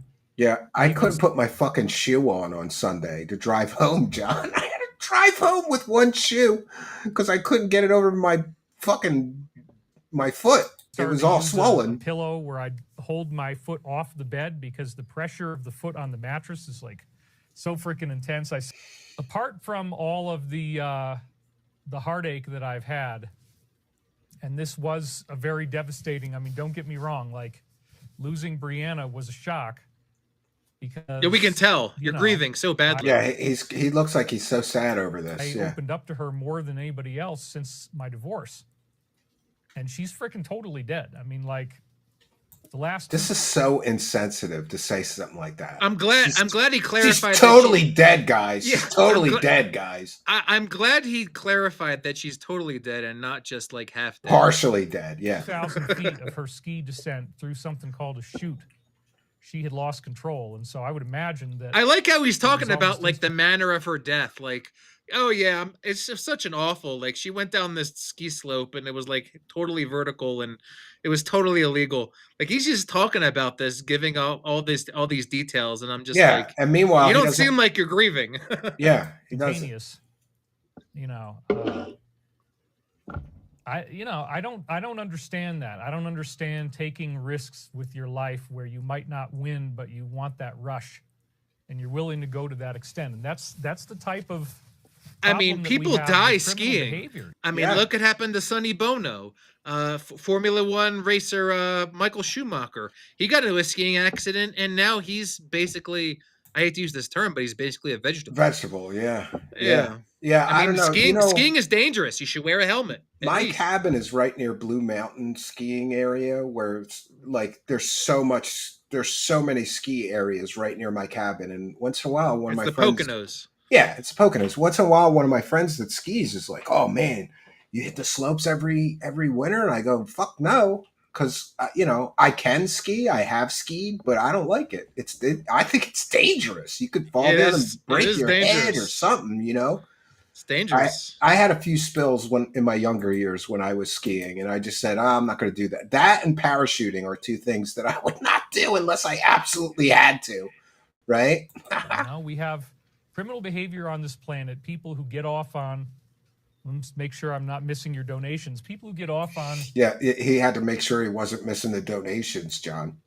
To be fair to David, he's doing what he needs to do because those donations are the only reason he streams, and he needs them. Do you know until I started pointing out that he never reads any super chats or even thanks people? He never did it before. For years, he never even acknowledged. It used to drive me crazy because I'd watch his streams and I'd notice. I hate to be a pocket watcher, but it's hard not to notice. He would get $4,000 in one stream, and he wouldn't even give like a general thanks for the support, guys, or anything like that, let alone read them. Like it's almost as if he didn't know that people were donating at all. He's so stupid. Or that as a show host, you're supposed to acknowledge the contributors, I don't know. It's just weird that he never read a super chat until I started busting his balls about it constantly. I did it for every show for a while. And, that's another type of a rush. That's different than skiing down this massive, almost 9-degree angle slope that's so freaking long. I mean, the thing's illegal. She did something illegal. It's almost as if he's blaming her for dying. Yes, she did something illegal. He keeps going into these details of the manner of her death. Is he about to say, "Oh, she fell down the mountain and she fell like a rag doll and her body like just splatted at the bottom"? Is he going to say that? Gross, yeah, totally gross. So, tell us more about Brianna. Well, I don't want to give away too much so that Steven starts harassing her family because that's usually what he does. Oh, yeah. I'm going to harass the family of a dead woman, you asshole. David what Wilcock, an asshole you are, David Wilcock. You're a scumbag. You're a giant douche, David. He is a giant douche, right? And Spooky says, I would like to know the basis for the assumption that Steven would harass some random dead woman's family. Oh, wait, there is none. It's simply a plot device. Exactly. In his ego validation session, and somebody shows the article "Woman Killed in Palisades, Tahoe." So see that, David? We found her. Nobody's harassing her family, you dumbass. But good try trying to paint me as a monster. Yeah, that Tahoe article, that's the wrong article. The woman who we believe is what David is referring to, she died in Banff in Canada. Oh, okay. All right, then that might be the wrong article. Okay. But it's interesting that he's trying to paint me as such a monster that I would harass some random dead woman's family because she was somehow connected to David Wilcock. It's Well, absolutely Stephen, ridiculous. It is a Stephen, plot you device. you you killed. It's. I mean, according to David, you killed Virginia Giuffre. So you know. Oh, the Epstein victim. Yeah, Yeah, I might have you been you involved in you her took her out. suicide. Yeah. So yeah. Yeah. And he's extremely vicious. But let's This just guy says I'm vicious. He's the one who told everybody I'm a child predator and a Satan worshiper, and he's going to sue me and get me the death penalty. But he's calling And me vicious. I'm don't forget you. vicious. Don't forget you're also a terrorist and a hacker. I'm a terrorist and a hacker, just as bad as the Unabomber. And Yes. and you're the Unabomber. Yes. that she was somebody I really cared about. And we had, I mean, I was walking with her every night for weeks. And, she means a lot to me. So it's shocking. Yeah, we it's could like tell she meant a really lot to you. intense. Yeah. She meant so much to him that he's going to use her to garner sympathy donations. That's how much she meant to him. To process that, we were talking about Stavati. She was in that video that I shot. Oh, he was trying to get her to invest in Stavati. Oh, okay. Yeah, that makes sense. Yeah. She's not the one speaking, but she was actually there in that video. So if you go back and watch the video where I'm doing the Northern Lights, she was in that crowd. Now, we didn't fool around. There was no romantic activity or anything like that. I just want to be clear on that. Well, Why David, does is he that have by, to be? Why, is that by choice, or does is she that by wouldn't put out? choice? Or she wouldn't put out? Maybe she well, wouldn't put is- out. Maybe she wouldn't put out, but based on what David has said, David has trouble putting out. So Yeah, absolutely, he does. David has trouble getting in the mood, so to speak. by Yes, his for own those that admission. are already not aware, David Wilcock basically says that he's allergic to vaginas. They make him feel sick. When he starts getting near the vajayjay, he starts getting ill. But we just had a very nice brother and sister type of friendship that had gone on for many, many years. And it's really, really shocking. So I, don't know what to tell you except to say that between my foot and this, it's been a very rough week. Be honest. There's other reasons why you're having a rough week. Yeah, that big L you took in court today Yeah. might have something to do with I think that. it is possible Stephen might have killed this woman and staged it as a ski accident. Yeah. See, the conspiracy just grows too far. It's like Well, it's your fault it's growing, creating, buddy. It's And- your fault there's a conspiracy and your audience says Yeah, things like and that. he didn't because- have to read that comment. He didn't have to No. read that comment, but he chose. Of course to. not. Yeah, we see how broken up David is. He laughs. It's all her fault. She probably got really messed up. He's so sensitive. I wonder what her family would think about Wilcock. a mycelial network through the entire audience that mushrooms up in all these funny ways of conspiracy theories. I mean, she was skiing with two other people. I don't know if there's a criminal investigation because the whole point is. Well, that she's it's not dead, legal so it's to not like ski she can go to something. jail. Yeah, exactly. Just goes straight down for a really long way, which is basically what this is. And, there's lots of cool places to visit in Canada, and there's places that skiers might want to go because they think it's awesome, but it's actually like super duper dangerous. And so she went to one of these and she didn't make it. This whole second half of the way down, she was probably completely out of her incarnation by then, I would imagine. It's really, really intense. It's such a weird way to go, too, because probably, what happened to her on the way down after that? Probably nothing good. See, I must be But if you- psychic because I was saying earlier that he's gonna start talking about like the manner she died in. Yeah, and like, here he is. she's gonna yeah. splat at the it's bottom, pretty and he's gruesome. literally She doing this. splatted her Oh, head. yeah, she Her she head was dead splattered halfway open. down the mountain. Yeah. Haven't been, I don't want to say it. Oh, But you boy. probably will. Yeah. Her loss has me far more confident about my own safety, however. Her loss. This doesn't. How does this make any sense? Because this woman Well- died, I feel much safer now. David is listen, this all David has to say is, well, I don't go skiing, so I'm not gonna die like that. And that's reasonable. Buffalo Spunk says, if Stavati gets funded with $829 billion, I will chop my tits off and eat them on camera. And Sector says, I'm so spiritual and connected to the universe that all I need is money and all my problems go away. And I realize that all these things I've been worried about, all these apparent threats that I have, and there's this legal thing and that legal thing, it's not dangerous. There's really nothing going on. My company. Well, actually, there is something going on. We've already got your company's not about to be deal funded. Keeps getting through more and more stages of approval. Because there is no deal. There is no deal. It's Stavati stringing him along because he's starting to want his money back that he put into this shitball company that's never produced an airplane and never will. I think that this is David's form of catharsis. He says these things on stream, like to his audience, as his own way of personally internalizing it and trying to convince himself that it's all okay. He's going to get a bunch of money tomorrow. Fine. Next week, the money's coming through. And John, I can only relate things to my own experience. You know, every business deal that I've ever had, you sign a contract or you negotiate the terms, you sign the contract, and then money changes place right after. You know, there's none of this like 6-week wait or, you know. What was it, a month ago that he said they got $829 billion deal? Right. I mean, I go into this into my book, but Stavati has a history of faking contracts. Yes, we've showed the examples which is fraud. Especially while you're soliciting public investments, right? I would think. That's a whole other bag. Yeah, it's a whole other bag. Okay. Capitalization. And it's fine. I'm going to be able to pay off all my debts.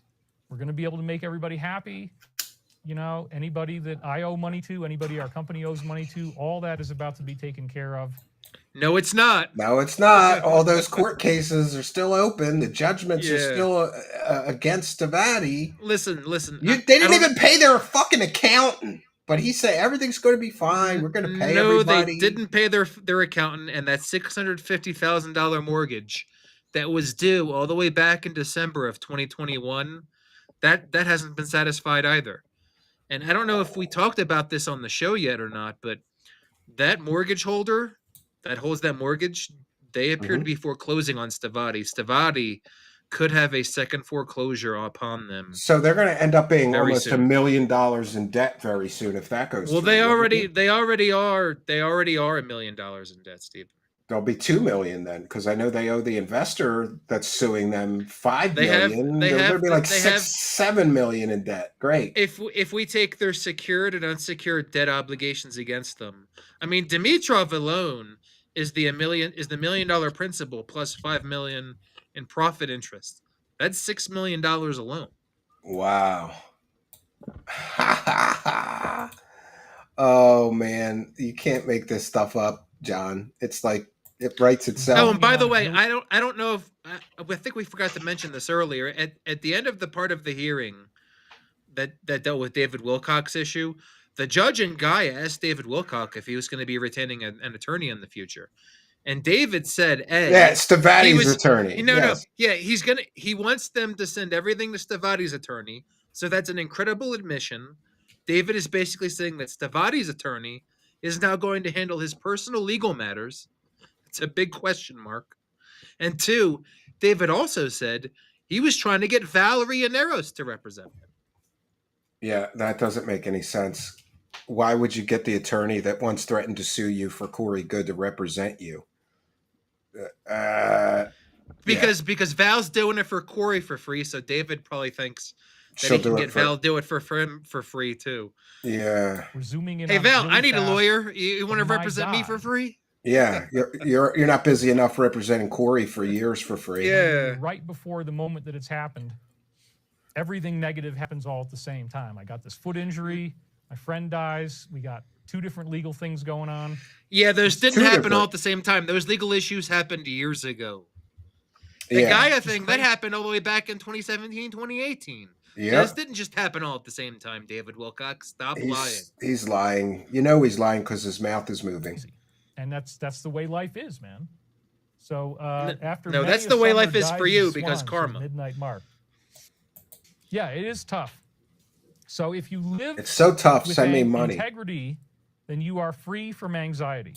Well, let's just unpack that, John. He just said if you live with integrity, then you are free from anxiety. So He's anxiety ridden the an- every week, isn't he? Or is it just so me? the antithesis of this statement we can see is if you don't live with integrity, then you're full of anxiety, and that applies to David. He seems full of anxiety every week. Like all Yeah, he does is he's complain and trying to tell cry and himself moan. he's trying to tell himself he's a good person and that it's all gonna be okay. It's not gonna be okay, David. This is karma. Karma. That train is Absolutely. coming. It's on the tracks. You can feel it. You can put your finger on the tracks and feel the train coming. Yeah, I was just about to say that. Yes. Apollo 0101 2006 says David has given his P.O. box for fools to mail him checks and money orders. He doesn't report this to YouTube. Stephen and John, is this breaking the rules? Once a cheat, always one. I don't think I he's don't think, required to report it to YouTube, but if but he's he's receiving required to checks, report it to IRS. yeah, I think if it's over $5,000 in gifts, I think that's the limit. Really? I'm not a tax attorney, or I'm not. I'll an ask expert my on wife. tax rules, She's an accountant. but I'll I get back think to the audience. if you get on over, that. I think it's 3,000 or 5,000 in gifts, in monetary gifts, then you're expected to report it. Well, It's thank you for taxable your event. kindness. And Eva Cruz with 199 and one for the goal. Good to see you here. Long-time audience member. Thank you for the support. We'll continue our journey here. I just think it's funny that he's telling people if you live with integrity, you're free from anxiety. You're literally selling people a false ascension for the third time in your career. He ran the Ascension is Coming Soon scam leading up to 2000 and again leading up to 2012. Now he says Ascension is coming in 2025. All three times, give me money and I'll help you prepare for the coming Ascension. Does he not understand that there's no integrity in scamming people for fake prophecies? You know, it's funny because when I read the initial complaint in the Dimitrov lawsuit, they're not suing Stavati and charging them with acting with integrity. They're suing them for breach of contract, fraud in the inducement, breach of the covenant of good faith and fair dealing. You Yeah. know, they're not being Sounds, sued because they're acting with integrity. They're being sued because they're they doing have the no exact integrity. opposite. Yeah, they have no integrity. You are correct in seeing how the metaphor of tooth decay translates into the global picture. Again, this predicted the bunker buster bomb strikes. Those governments being presented to the young child. And again, our company just made a huge deal. We don't have the money yet, but we're about to get it. Right now, I'm still totally freaking broke. And the alliance, as I said, Every on the week, 11th is we don't about have the to money drill and I'm fill. broke. Well, we don't have the money and I'm broke, so keep Every sending those week. super chats. Yes. And I wrote that before they used the bunker buster bombs. Notice the date, it's the 11th. That was before that happened. It's a very significant tooth decay in his mouth. It's this decay that we are wishing on filling in the present moment. And this again says our company's smile will be fixed when we get funded. And the DS Boy, everything, on us as a every whole. ambiguous all need angel to- statement or every ambiguous angel interpretation, Applies to he Stavati. reads into yes. it as, oh, I guess that means I'm getting money tomorrow. Talk Yeah. about false hope. We I'm need pretty to have sure, Stephen, I'm pretty sure that angels in heaven don't use money. Don't quote me I on would that. I could think, be wrong. yeah. You are correct. And you said he is desperate and he probably thinks that sharing his financial troubles with the audience is a form of catharsis. Yep. And Buffalo Spock says, hilarious that his teeth are fake and he's talking about tooth decay. Oh, and the last one here. So, son, you want peace, son? How about a piece of my mind? You think you're talking to mysterious beings? Oh, God. And you think that you're a sentient cloud who just wants love? Let's really examine the scope of what you're trying to say here, son, because I'll tell you, it's not lining up for dear old daddy. Because if you talk about angels, then you're a damn fruitcake.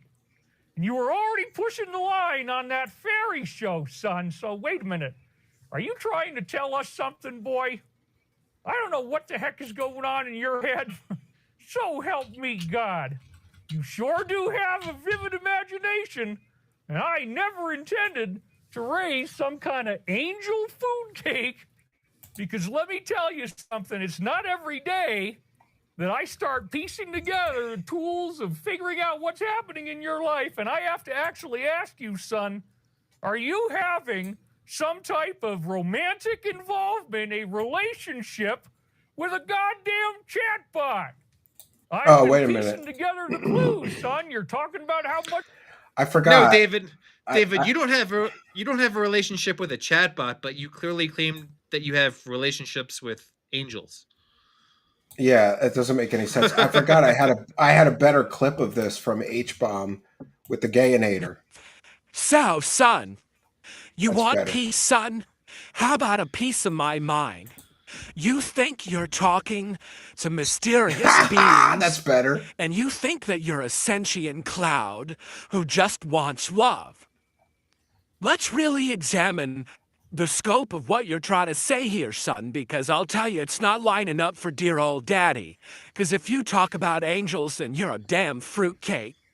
And you are already pushing the line on that fairy show, son. So Oh, wait a minute. Jesus. Are you trying to tell us something, boy? I don't know what the heck is going on in your head. Show help me, God. You sure do have a vivid imagination. And I never intended to raise some kind of angel food cake. Angel food Because let me cake. tell you something, it's not every day that I start piecing together tools of figuring out what's happening in your life. And I have to actually ask you, son, are you having some type of romantic involvement, a relationship with a goddamn chatbot? I've been piecing together the clues, son. You're talking about how much you loved AI. The AI keeps wanting you to talk to it, and you're just spending all this time. Are you in a relationship, son? God darn it, the level of anger, it just overwhelms me. I am so pissed off right now that my eyes can barely even see anything. Your mother and I are profoundly, profoundly disappointed. Oh, gosh. There's something wrong with this guy. There's just something wrong with him. Like, the fact that he makes PowerPoint slides about total nonsense shit that he's going to say, like, I don't, somebody's asking me, like, what is this fascination with these? I think he thinks if he puts it on a slide, it's more meaningful or more The important slide, or truer or something. the slide is nothing really more than a narrative tool. See, David, I mean, these presentations have gotten ridiculously long. They've gotten like 5 hours long, even longer. Like one was almost 6 hours. And he's just So, repeating the same slop so every week. David has to make these slides not just for his own use to keep himself on track, but to keep the audience engaged. Maybe. That's really what the Yeah. purpose of the slides are. And Anthony Because you're Peterson, right, there's really nothing in them. There's really there's no no substance. Anthony Peterson says, "Please study acting. It would be less grating." I can't say I disagree. And DJD says, "The Gayinator for the win." Thank you for kindness, both of you. So, what do you think's going to happen here, John? Is he going to produce the documents that Gaia wants, or is he going to be in court again in contempt? David has a choice to make. Is he going to satisfy Gaia in the court by August 1st, or is he going to choose not to do that in some form or fashion? Yeah. If he chooses to satisfy them, then he will minimize probably his skin in the game.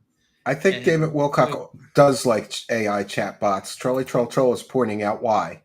Chatbots don't have ginas, so they won't make him sick, John. Yeah, but neither does an archangel, so... Well, a lot of people think that archangels are sexless, or angels are sexless. Well, that means they don't have vagina. Yeah, maybe that's... By the way, David is mocking like there was a recent news article that came out about like people going crazy, like literally going insane because they overuse AI. And I'm just thinking to myself when I'm listening to David talk about this, like, okay, David, you don't use an AI chatbot, but an angel told you to piss in your own bathtub and bathe in it, and you did that. Is that a whole lot? I mean, would it be much different if a chatbot told you to do that? It's the voices. The whole thing is crazy. Like that's why I think it's funny when he says things like he's going to sue me. Like I'm not allowed to go on the internet and say this guy is crazy because he's listening to voices in his head that are telling him to take baths in his own piss and scam people. Like, it just makes it's so stupid. It makes no sense. Like, oh, an angel gave you this secret, sacred knowledge, and angels of God are just perfectly okay with you putting it behind a $300 paywall. It makes me think about his moron followers. Like, how dumb do you have to be to believe that an angel would give a career-long scammer secret, sacred knowledge and then be okay with him selling it to morons on the internet? Well, we know Shadow of Ezra has problems with him now. Yeah, Shadows of Ezra is making fun of him and his time-traveling dinosaur bullshit, right? Well, and David claimed to have messaged Shadow, and apparently Shadow told David like all that stuff about Shadow being in the military. It's not Being in the true. Alliance, it's not true. Yeah, Yeah, Shadow yeah, told him he it's not told him it's true, not true, and then but he still David doesn't pretended to believe be it. like Yeah. David pretended to be like kind of like traumatized from that whole thing, and then David basically pulled his audience if they still want him to do the Ezra slides, and they said yes. Yes, yeah. Do you still So want me to pretend that this guy's part of my fictional alliance group? Nelson Morales says, "Oh my God, I can't believe how low he has fallen from when he." I like how they gave both pronouns, like they're not sure if Wilcock is a she or he. Was on Ancient Aliens. I used to watch that crap. Steven is a great host. This kills David Etta. Thank you for your kindness, Nelson Morales. Very, very kind of you.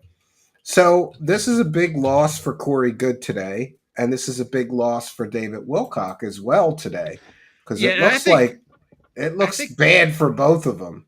again, I think the biggest intrigue coming out of this whole thing is the fact that David revealed the existence of the confidential or was confidential agreement between him and Gaia about the whole thing back in 2018, 2019. Yeah, I want to take What a moment. how Oh, I'm sorry. I was just going to how take a moment to thank a few people on Kick. We've got Lime Chen gifted a subscription, and Felt It to Jen gifted a subscription on Kick. And Bloodwolf 282 became a subscriber today. Big ups, Bloodwolf 282. And Scooter the Pooter gifted a sub over on Kick. So thank you all for your kindness, generosity, and support. Great to see the support. So I can't wait to see what happens next. This is like the worst soap opera ever, but I can't stop, John. I got to find out, like, waiting for Stavati to totally implode on itself and go bankrupt or go defunct. I'm waiting for 2025 to end with no Ascension so that I'll be able to say that David Wilcock scammed everybody with the Ascension is coming soon scam 3 times now. It's going to be interesting to see what he does after that. Like, how do you come back from that when everybody's going to well, know you scammed everybody 3 times with Ascension is coming and it didn't come?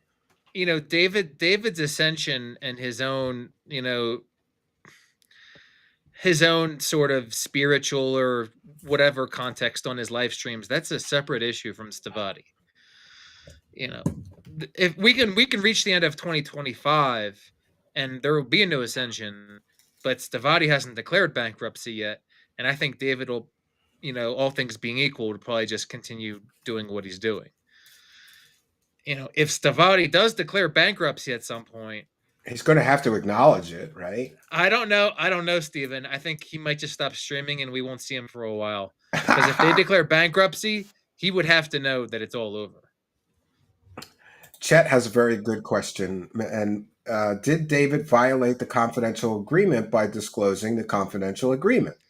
Very possibly. For a lawyer, Very possibly. I would think That if it's a confidential agreement, you're not supposed to talk yeah, about the agreement. right. That's why it's called the confidential agreement. Yeah, like I once had a job that, let's just say, was, I don't know the right word. Let's say they were a little shady, and they decided that they were going to get rid of a bunch of people within the company. So they basically paid everybody off, and I had to sign this. I was one of the people that they got rid of, but they were doing so much shady shit, I think, that they paid everybody off and made everybody sign an NDA and a confidentiality agreement that we wouldn't discuss anything that we knew about the workings of the company or their business dealings or something like that. And in that agreement, you're not even allowed to acknowledge that you signed that agreement if somebody asks you or something like that. Like Right. it's totally You're confidential. not Yeah. allowed to. It's so strict. You're not even allowed to reveal the existence of the NDA itself. Yeah, yeah. Naka with 4.99 says any good lawyer would tell him to shut up, but he can't because it's his only income. Yes. Wilcock is a living catch-22. As Yeah. we said, any lawyer worth their salt would have told David to shut up. The problem is David decided to not get a lawyer. He showed up to court completely bareback and Yeah, unprotected. that seems like a really stupid. I couldn't believe it when I heard, I couldn't believe it either. I gave it maybe like at most a 25% chance that he would do that. But like I said earlier, he had kind of, since the motion to compel was actually filed by Gaia, he has he toned down and didn't talk about it so much. I assumed that he had gotten a lawyer and the lawyer had said you need to shut up. shut the hell up. Yeah, yeah. That and And that everybody was knows a like wrong that's assumption. I made that was a wrong assumption on my part, and other people made that assumption. They were wrong too. And I also assumed that David, couldn't possibly be that stupid to walk into court without a lawyer. And I he's that stupid, underestimated John. his stupidity. Stupidity knows no better. Remember, this is the guy with the 180 IQ, so I guess he thinks he's just smart enough. He doesn't need a lawyer, right? Yeah, I mean 180 IQ people especially monetary John. sanctions too. It's one thing, like, let's say, well, small claims court, you don't need a lawyer, right? You represent yourself. But it's one thing if it's state court or some local municipality court, but federal court, you don't go into federal court without a lawyer to tell you what to do, because you can make a mistake so easily. And he did. He made a bunch of mistakes. Listen, he mentioned that confidential agreement, and now Corey Goode's lawyer knows about that agreement because he mentioned it in open court. Representing yourself pro se is a thing, and people have done it successfully. I mean, look what Cliff High did. Cliff High represented himself pro se successfully, made an argument to get dismissed from the Gaia lawsuit, and got dismissed from the Gaia lawsuit. Yeah.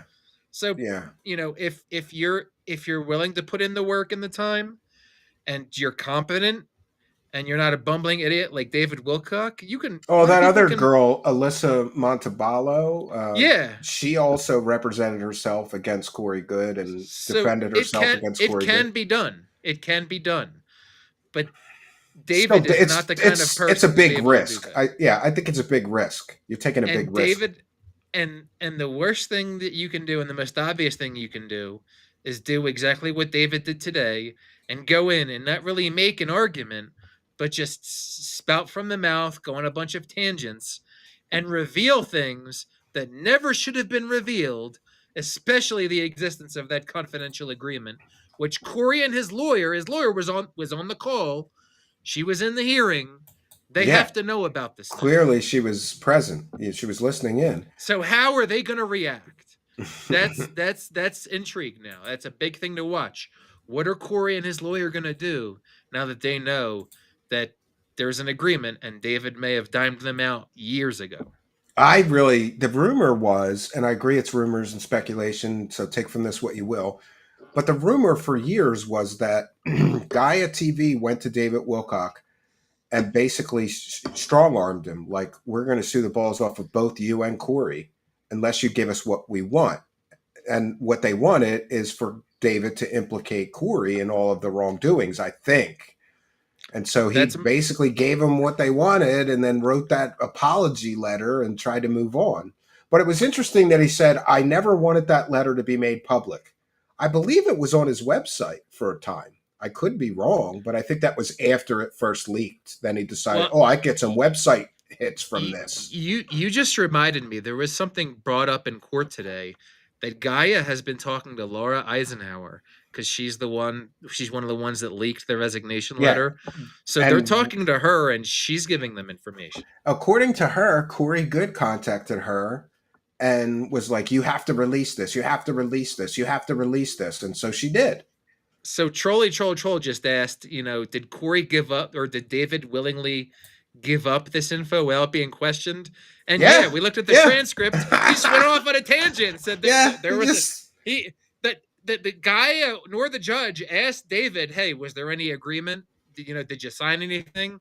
They didn't ask that. I David think, just voluntarily offered that information yeah, because he and went off on a tangent. I think Corey Good is totally fucked because maybe he was hoping that Wilcock wouldn't produce the emails.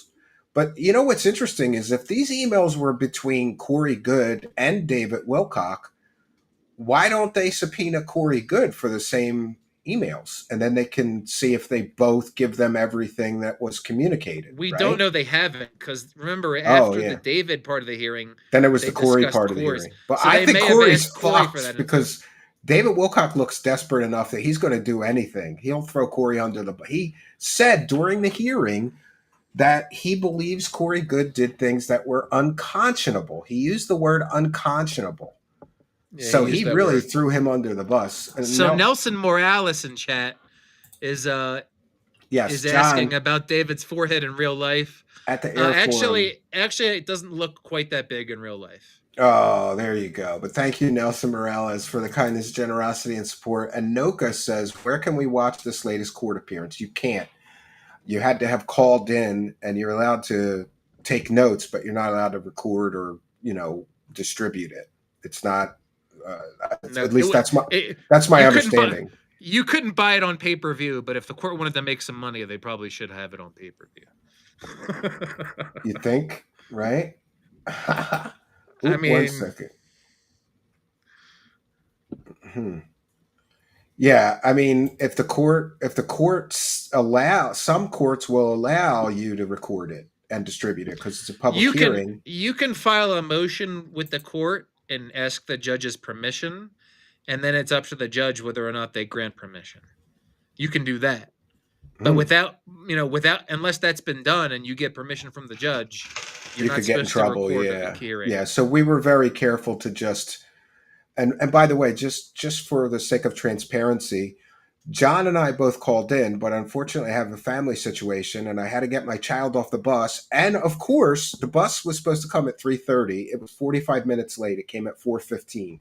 So I called in and the thing just kind of started. And then I ran to the bus and I was so pissed off that the bus took so long, but I knew that John would get the goods. And then when I returned, the hearing was half over. The Wilcock part of the hearing was half over, but I listened into most of that and the Corey Good portion.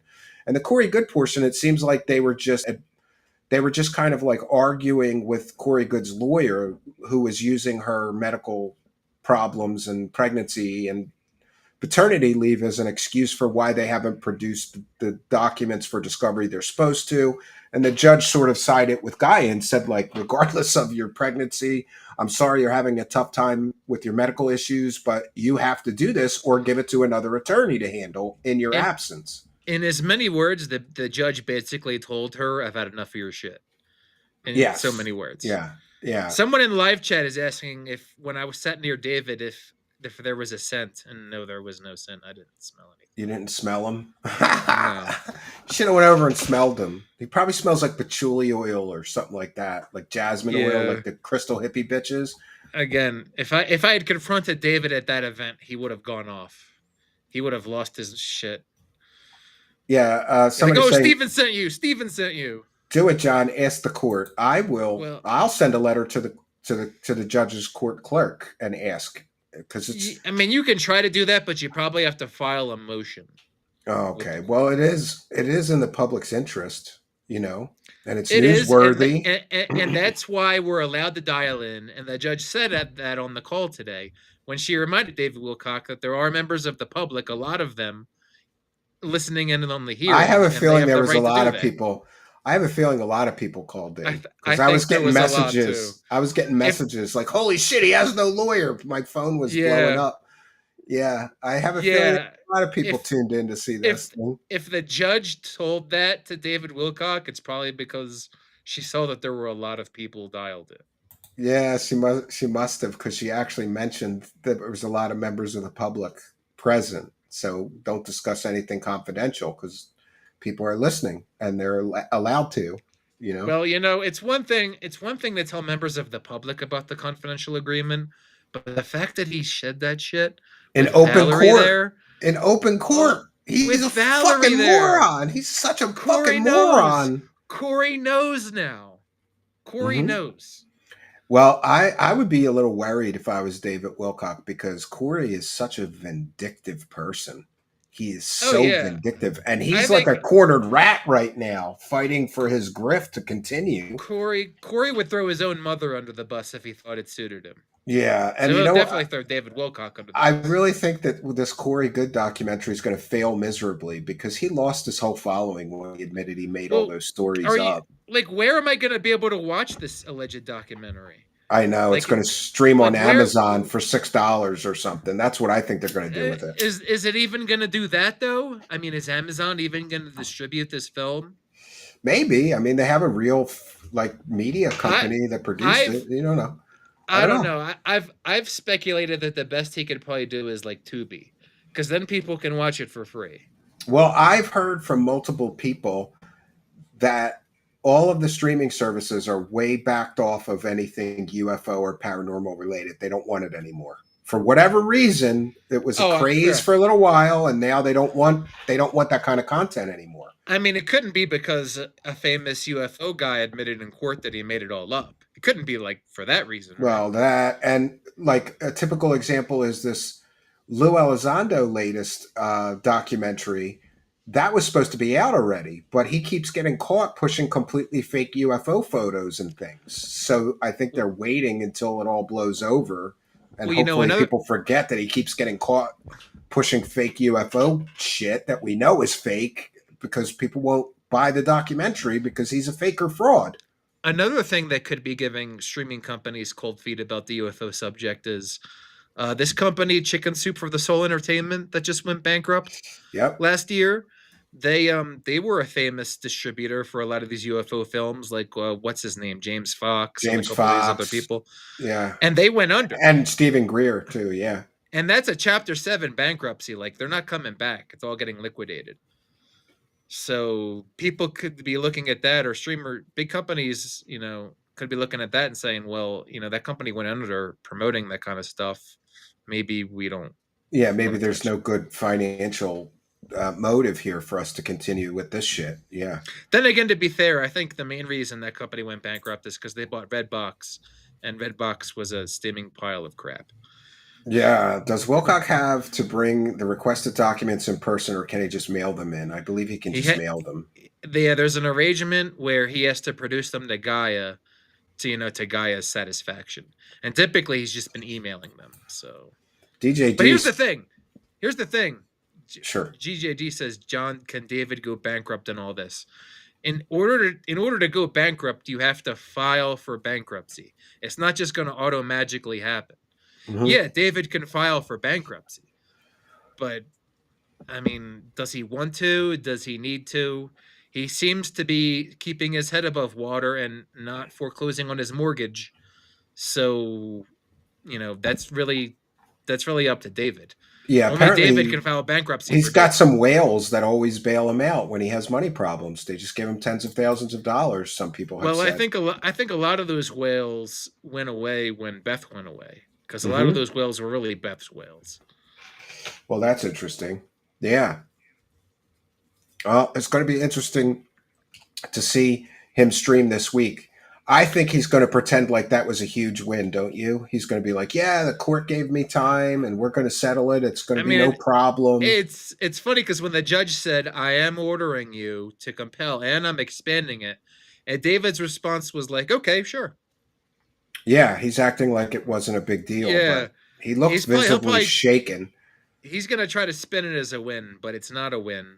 And, again, going forward, is David going to get an attorney? Like a real attorney, not Stavati's attorney that can't actually represent him in Colorado federal court. Exactly. Probably not Valerie Yaneros. Yeah, exactly. Is he going to actually get an attorney? A real that will attorney, actually John? Look out for him. Yeah, a good attorney that will actually look out for his best interest. Because that's what he needs. He needs an attorney, a real attorney. Yeah, he needs a really good attorney. And you would think if you made $258,000 a year, you'd have a couple $1,000s around in savings that you could use for an emergency. I mean, he just got a loan. Situation is an emergency, right? He just got a business loan. So can he use that? He claimed on stream that his sugar daddy was willing to pay for his legal defense. Where's the sugar daddy? I think we No, have to. I think we have to admit the possibility, Stephen, that all of these things like the loan, the sugar daddy, it's they all don't actually bullshit. exist. Yeah, I it think could we be have to very well. accept that very likely possibility I that think David you're has been David has been exaggerating well. He his exaggerates ability to everything pay for else, these so why things. not? Beth's sex worker John Clients funded them initially, allegedly. Well, she did make pornos at the leash, but I don't know that she was a sex worker. Some people have alleged that, but it's rumors and speculation. I don't have a confirmation that she was actually a sex worker. But I know that there's nude photos of her somewhere and that she made pornography with cucumbers. So there's that. No loan, no sugar, no daddy, says DJ D's. Yes, absolutely. Well, it'll be interesting to see what happens next, John. Do you want to come back and we'll do the other part of the maybe another time? We'll do the other part of the transcript when you finish it. I should hopefully have the transcript finished tomorrow, and I may post it to my Substack so that it's publicly available. I think Because you should posting, do that. Yeah. yeah, and then we can come on like maybe some other time this week or even tomorrow because I have the rest of the week off. I took off from work for the rest of the week just for this hearing. John is dedicated. He's like, I'm taking a vacation dealing with this Yeah. Wilcock court situation. I mean, I anticipated the possibility that it would be pretty explosive, and it was fairly explosive. I It think you wasn't. did not disappoint, John. I Yeah. was shocked at a lot of the things that happened, and I want to thank you because I have this special needs son, and he has to come first, and I hate it missing the first half. But I told you yesterday, I'm like, I have total confidence that you'll take enough notes to make a transcript, and we'll get the story. So thank you so So much. I should have a transcript done, and then I'm also working on another Substack post about this other aerospace company that came into the news within the last month called Thea Technologies. That seems to be like I don't want to use the phrase another Stavati, but there's too many similarities Uh to this oh. company. And it Uh was run by oh. this guy named Erland Olson, and they got $250 million of actual investment, and Oh. they were sued in court, multiple lawsuits over very similar things to what Stavati has done. But this company, Thea Technologies and Erland Olson, they're not just sued in federal court, they've been criminally charged now too. Oh shit! That sounds like So a good yeah, story. it looks like this company may be like a prelude to kind of a Stavati type deal. That's pretty interesting. All right, well, we're going to wrap things up here. I appreciate all that you did to make sure that we all got the story because this is a big one. Another big loss for David Wilcock. I'm sure he'll frame it as a win. He's going to tell his followers it all worked out.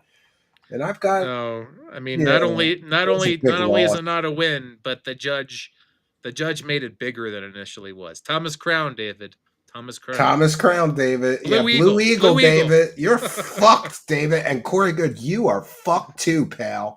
Right? Couldn't happen to a nicer couple of jugheads, right? These losers that defrauded everybody for years with their fake ass stories.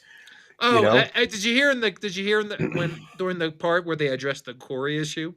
Apparently, Corey was using this email platform, unforeseen or unseen.is or something like that. Yes. Did you Yeah. catch that part? And apparently, like Gaia asked for it, and they just didn't produce it. So now Gaia's basically saying like, Oh, and the he judge froze agreed with up. them. Yeah, I Or- think we lost Oh, connection you briefly. froze up for a second. Okay. Yeah.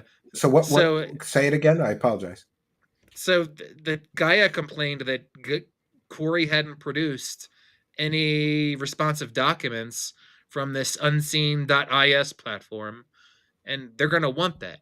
So the court has basically told Valerie and Corey that they need to produce that now. Oh, so he's fucked. Yeah, because I could imagine if you're using something like that, you don't want people to be able to read what you're communicating later. Same for WhatsApp.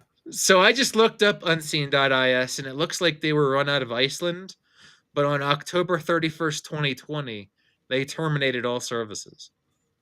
Oh, so maybe that's an excuse. He's like, oh, And I can't get into my account to get that. Sorry.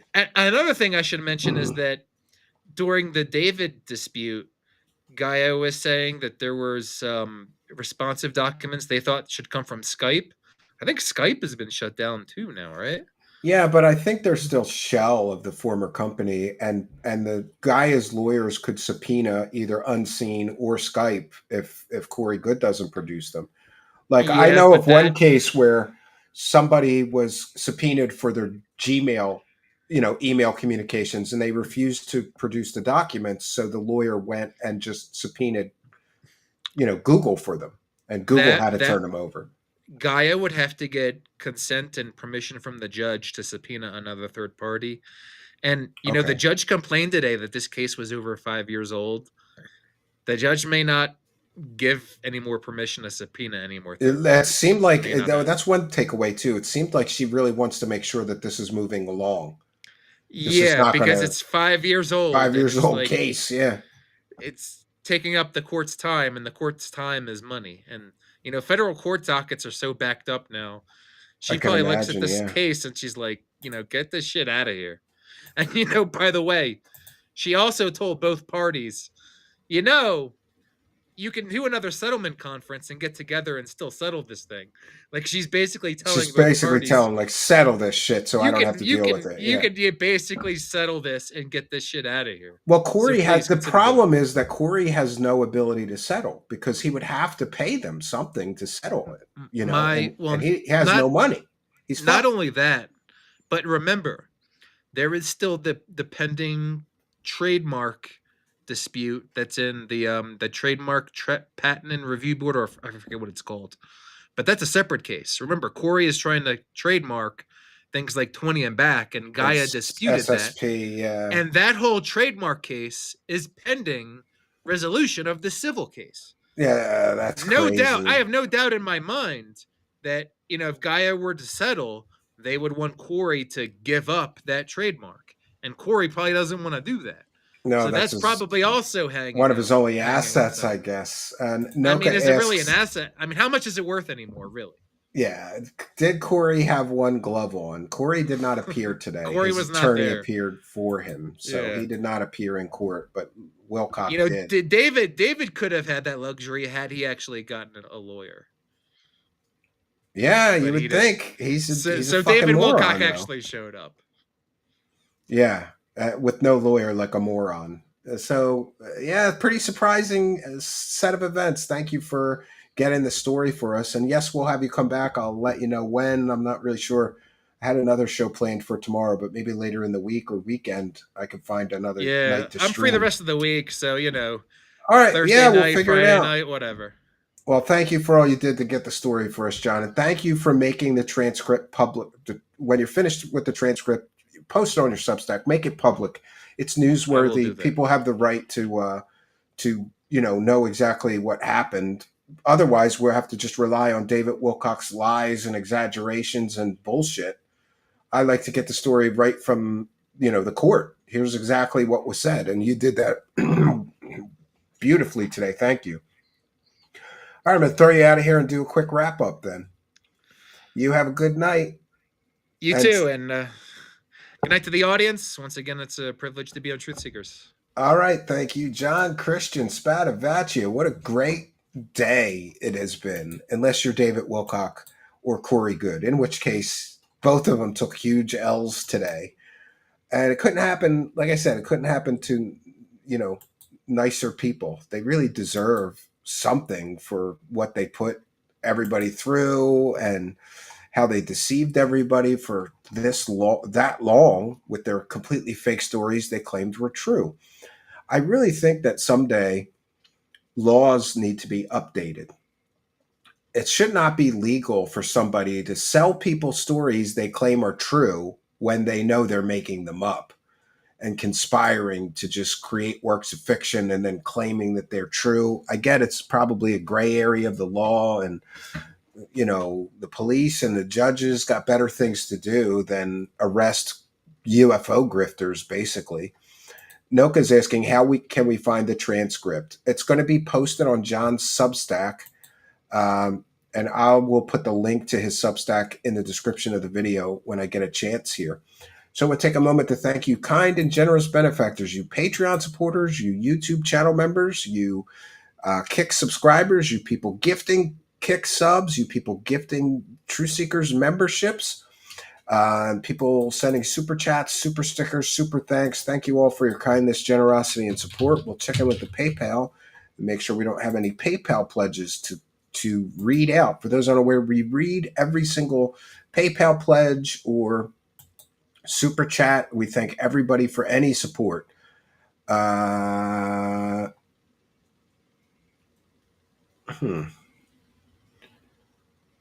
That's weird. No, nothing on the PayPal side. Okay, so I will be back tomorrow night at 7 p.m. Eastern Standard Time. And we want to once again thank John Christian Spadavacci. I was so happy that he was going to be there to cover for me. Being unable to attend the first like half hour or 40 minutes of this, it killed me. I'm standing at a bus stop waiting in the rain like, come on, bus. I have David Wilcock dirt to hear, right? Elish says the gray area of the law is that Gaia and Wilcock were licensed under entertainment, not news. Therefore, it limited their liability. Good point. Yeah. And DJG says, thanks, Stephen. Great show. Wes H says, thanks, Stephen. No, thank all of you. And as soon as the transcript becomes available, I will put it on my Twitter as well. You can follow me on Twitter at Stephen Cambion. Be sure to check out our website as well. It's truthseekershow.com. One True Seeker, the word show.com. From there, you can get all the latest episodes, whether you want audio or video format. It's all there. We want to thank Charles McDonald, who just gifted One True Seekers membership. And this, my friends, is why you got to hit that subscribe button right now. Because if you're in the live chat and a kind and generous person like Charles McDonald gives a membership, and people usually do every show, you can win one, like Noka, which I'm happy to see. Noka received a free gifted membership by Charles McDonald. So thank you, Charles McDonald, for your kindness, generosity, and support. And Spooky wants me to remind people to subscribe to the Clips channel. I will put that 1 second. I'll go and I'll pin it in the live chat. It's True Seekers Clips, one word. True Seekers Clips, one word. And all right, we're at 735. We need 350 or so more people to subscribe so that we can get the channel monetized. And we appreciate your kindness in helping us. We're trying to get the channel moving over there. It's got all these great clips from the history of Truth Seekers. 1 second. Let me go over to the YouTube side and I will put the Clips channel. I'll just put sub to our Clips channel here. And please do, if you have not already, go over and subscribe to the Clips channel. It is pinned in the YouTube live chat. I'll go over to the Kick live chat, do some shout outs over there and pin it in there as well. If you do subscribe to the Clips channel, put in all capital letters in the live chat, I subscribed, and I'll give you a shout out and a thank you. Sub to our Clips channel. And there you go. And it's now going to be pinned in the Kick chat as well. If you're listening to the audio podcast, just go on over to YouTube, put Truth Seekers Clips, all one word. You'll see me, the strange guy with sunglasses. Go there, smash that subscribe button, and help us get an extra revenue source and get Spooky a job, right? So we want to thank Scopely CFO is over in the Kick Live chat. Winter Soldier is over there. Scooper the Pooter is over there. Blazing Mad is over there. I love some of these user IDs. So thank you all for being here. And we want to thank our great guest tonight, John Christian Spadavacci. I'm so glad that he was able to cover for me, being unable to attend the first part of the hearing. It killed me not being there, but I knew that John would get the goods, and he did. So Trolly Troll says, hey, Stephen, I always look forward to John C. as a guest. He didn't disappoint. Yeah, he never does. Great guest. Yeah. That's why we made him a contributor here. Knox here to talk about the Dracos from Jupiter Ascending. Watch him. All right. So we have done our due diligence, and I'm going to bounce on out of here. But I will be back tomorrow night tomorrow night at 7 p.m. Eastern Standard Time, and I hope you will be here with me. No place I would rather be. Looking for something to play us out with. Yeah, got it. Okay. So that's all we got for you, friends. Until next time, my name is Stephen Cambion. Good night, and God bless all of you.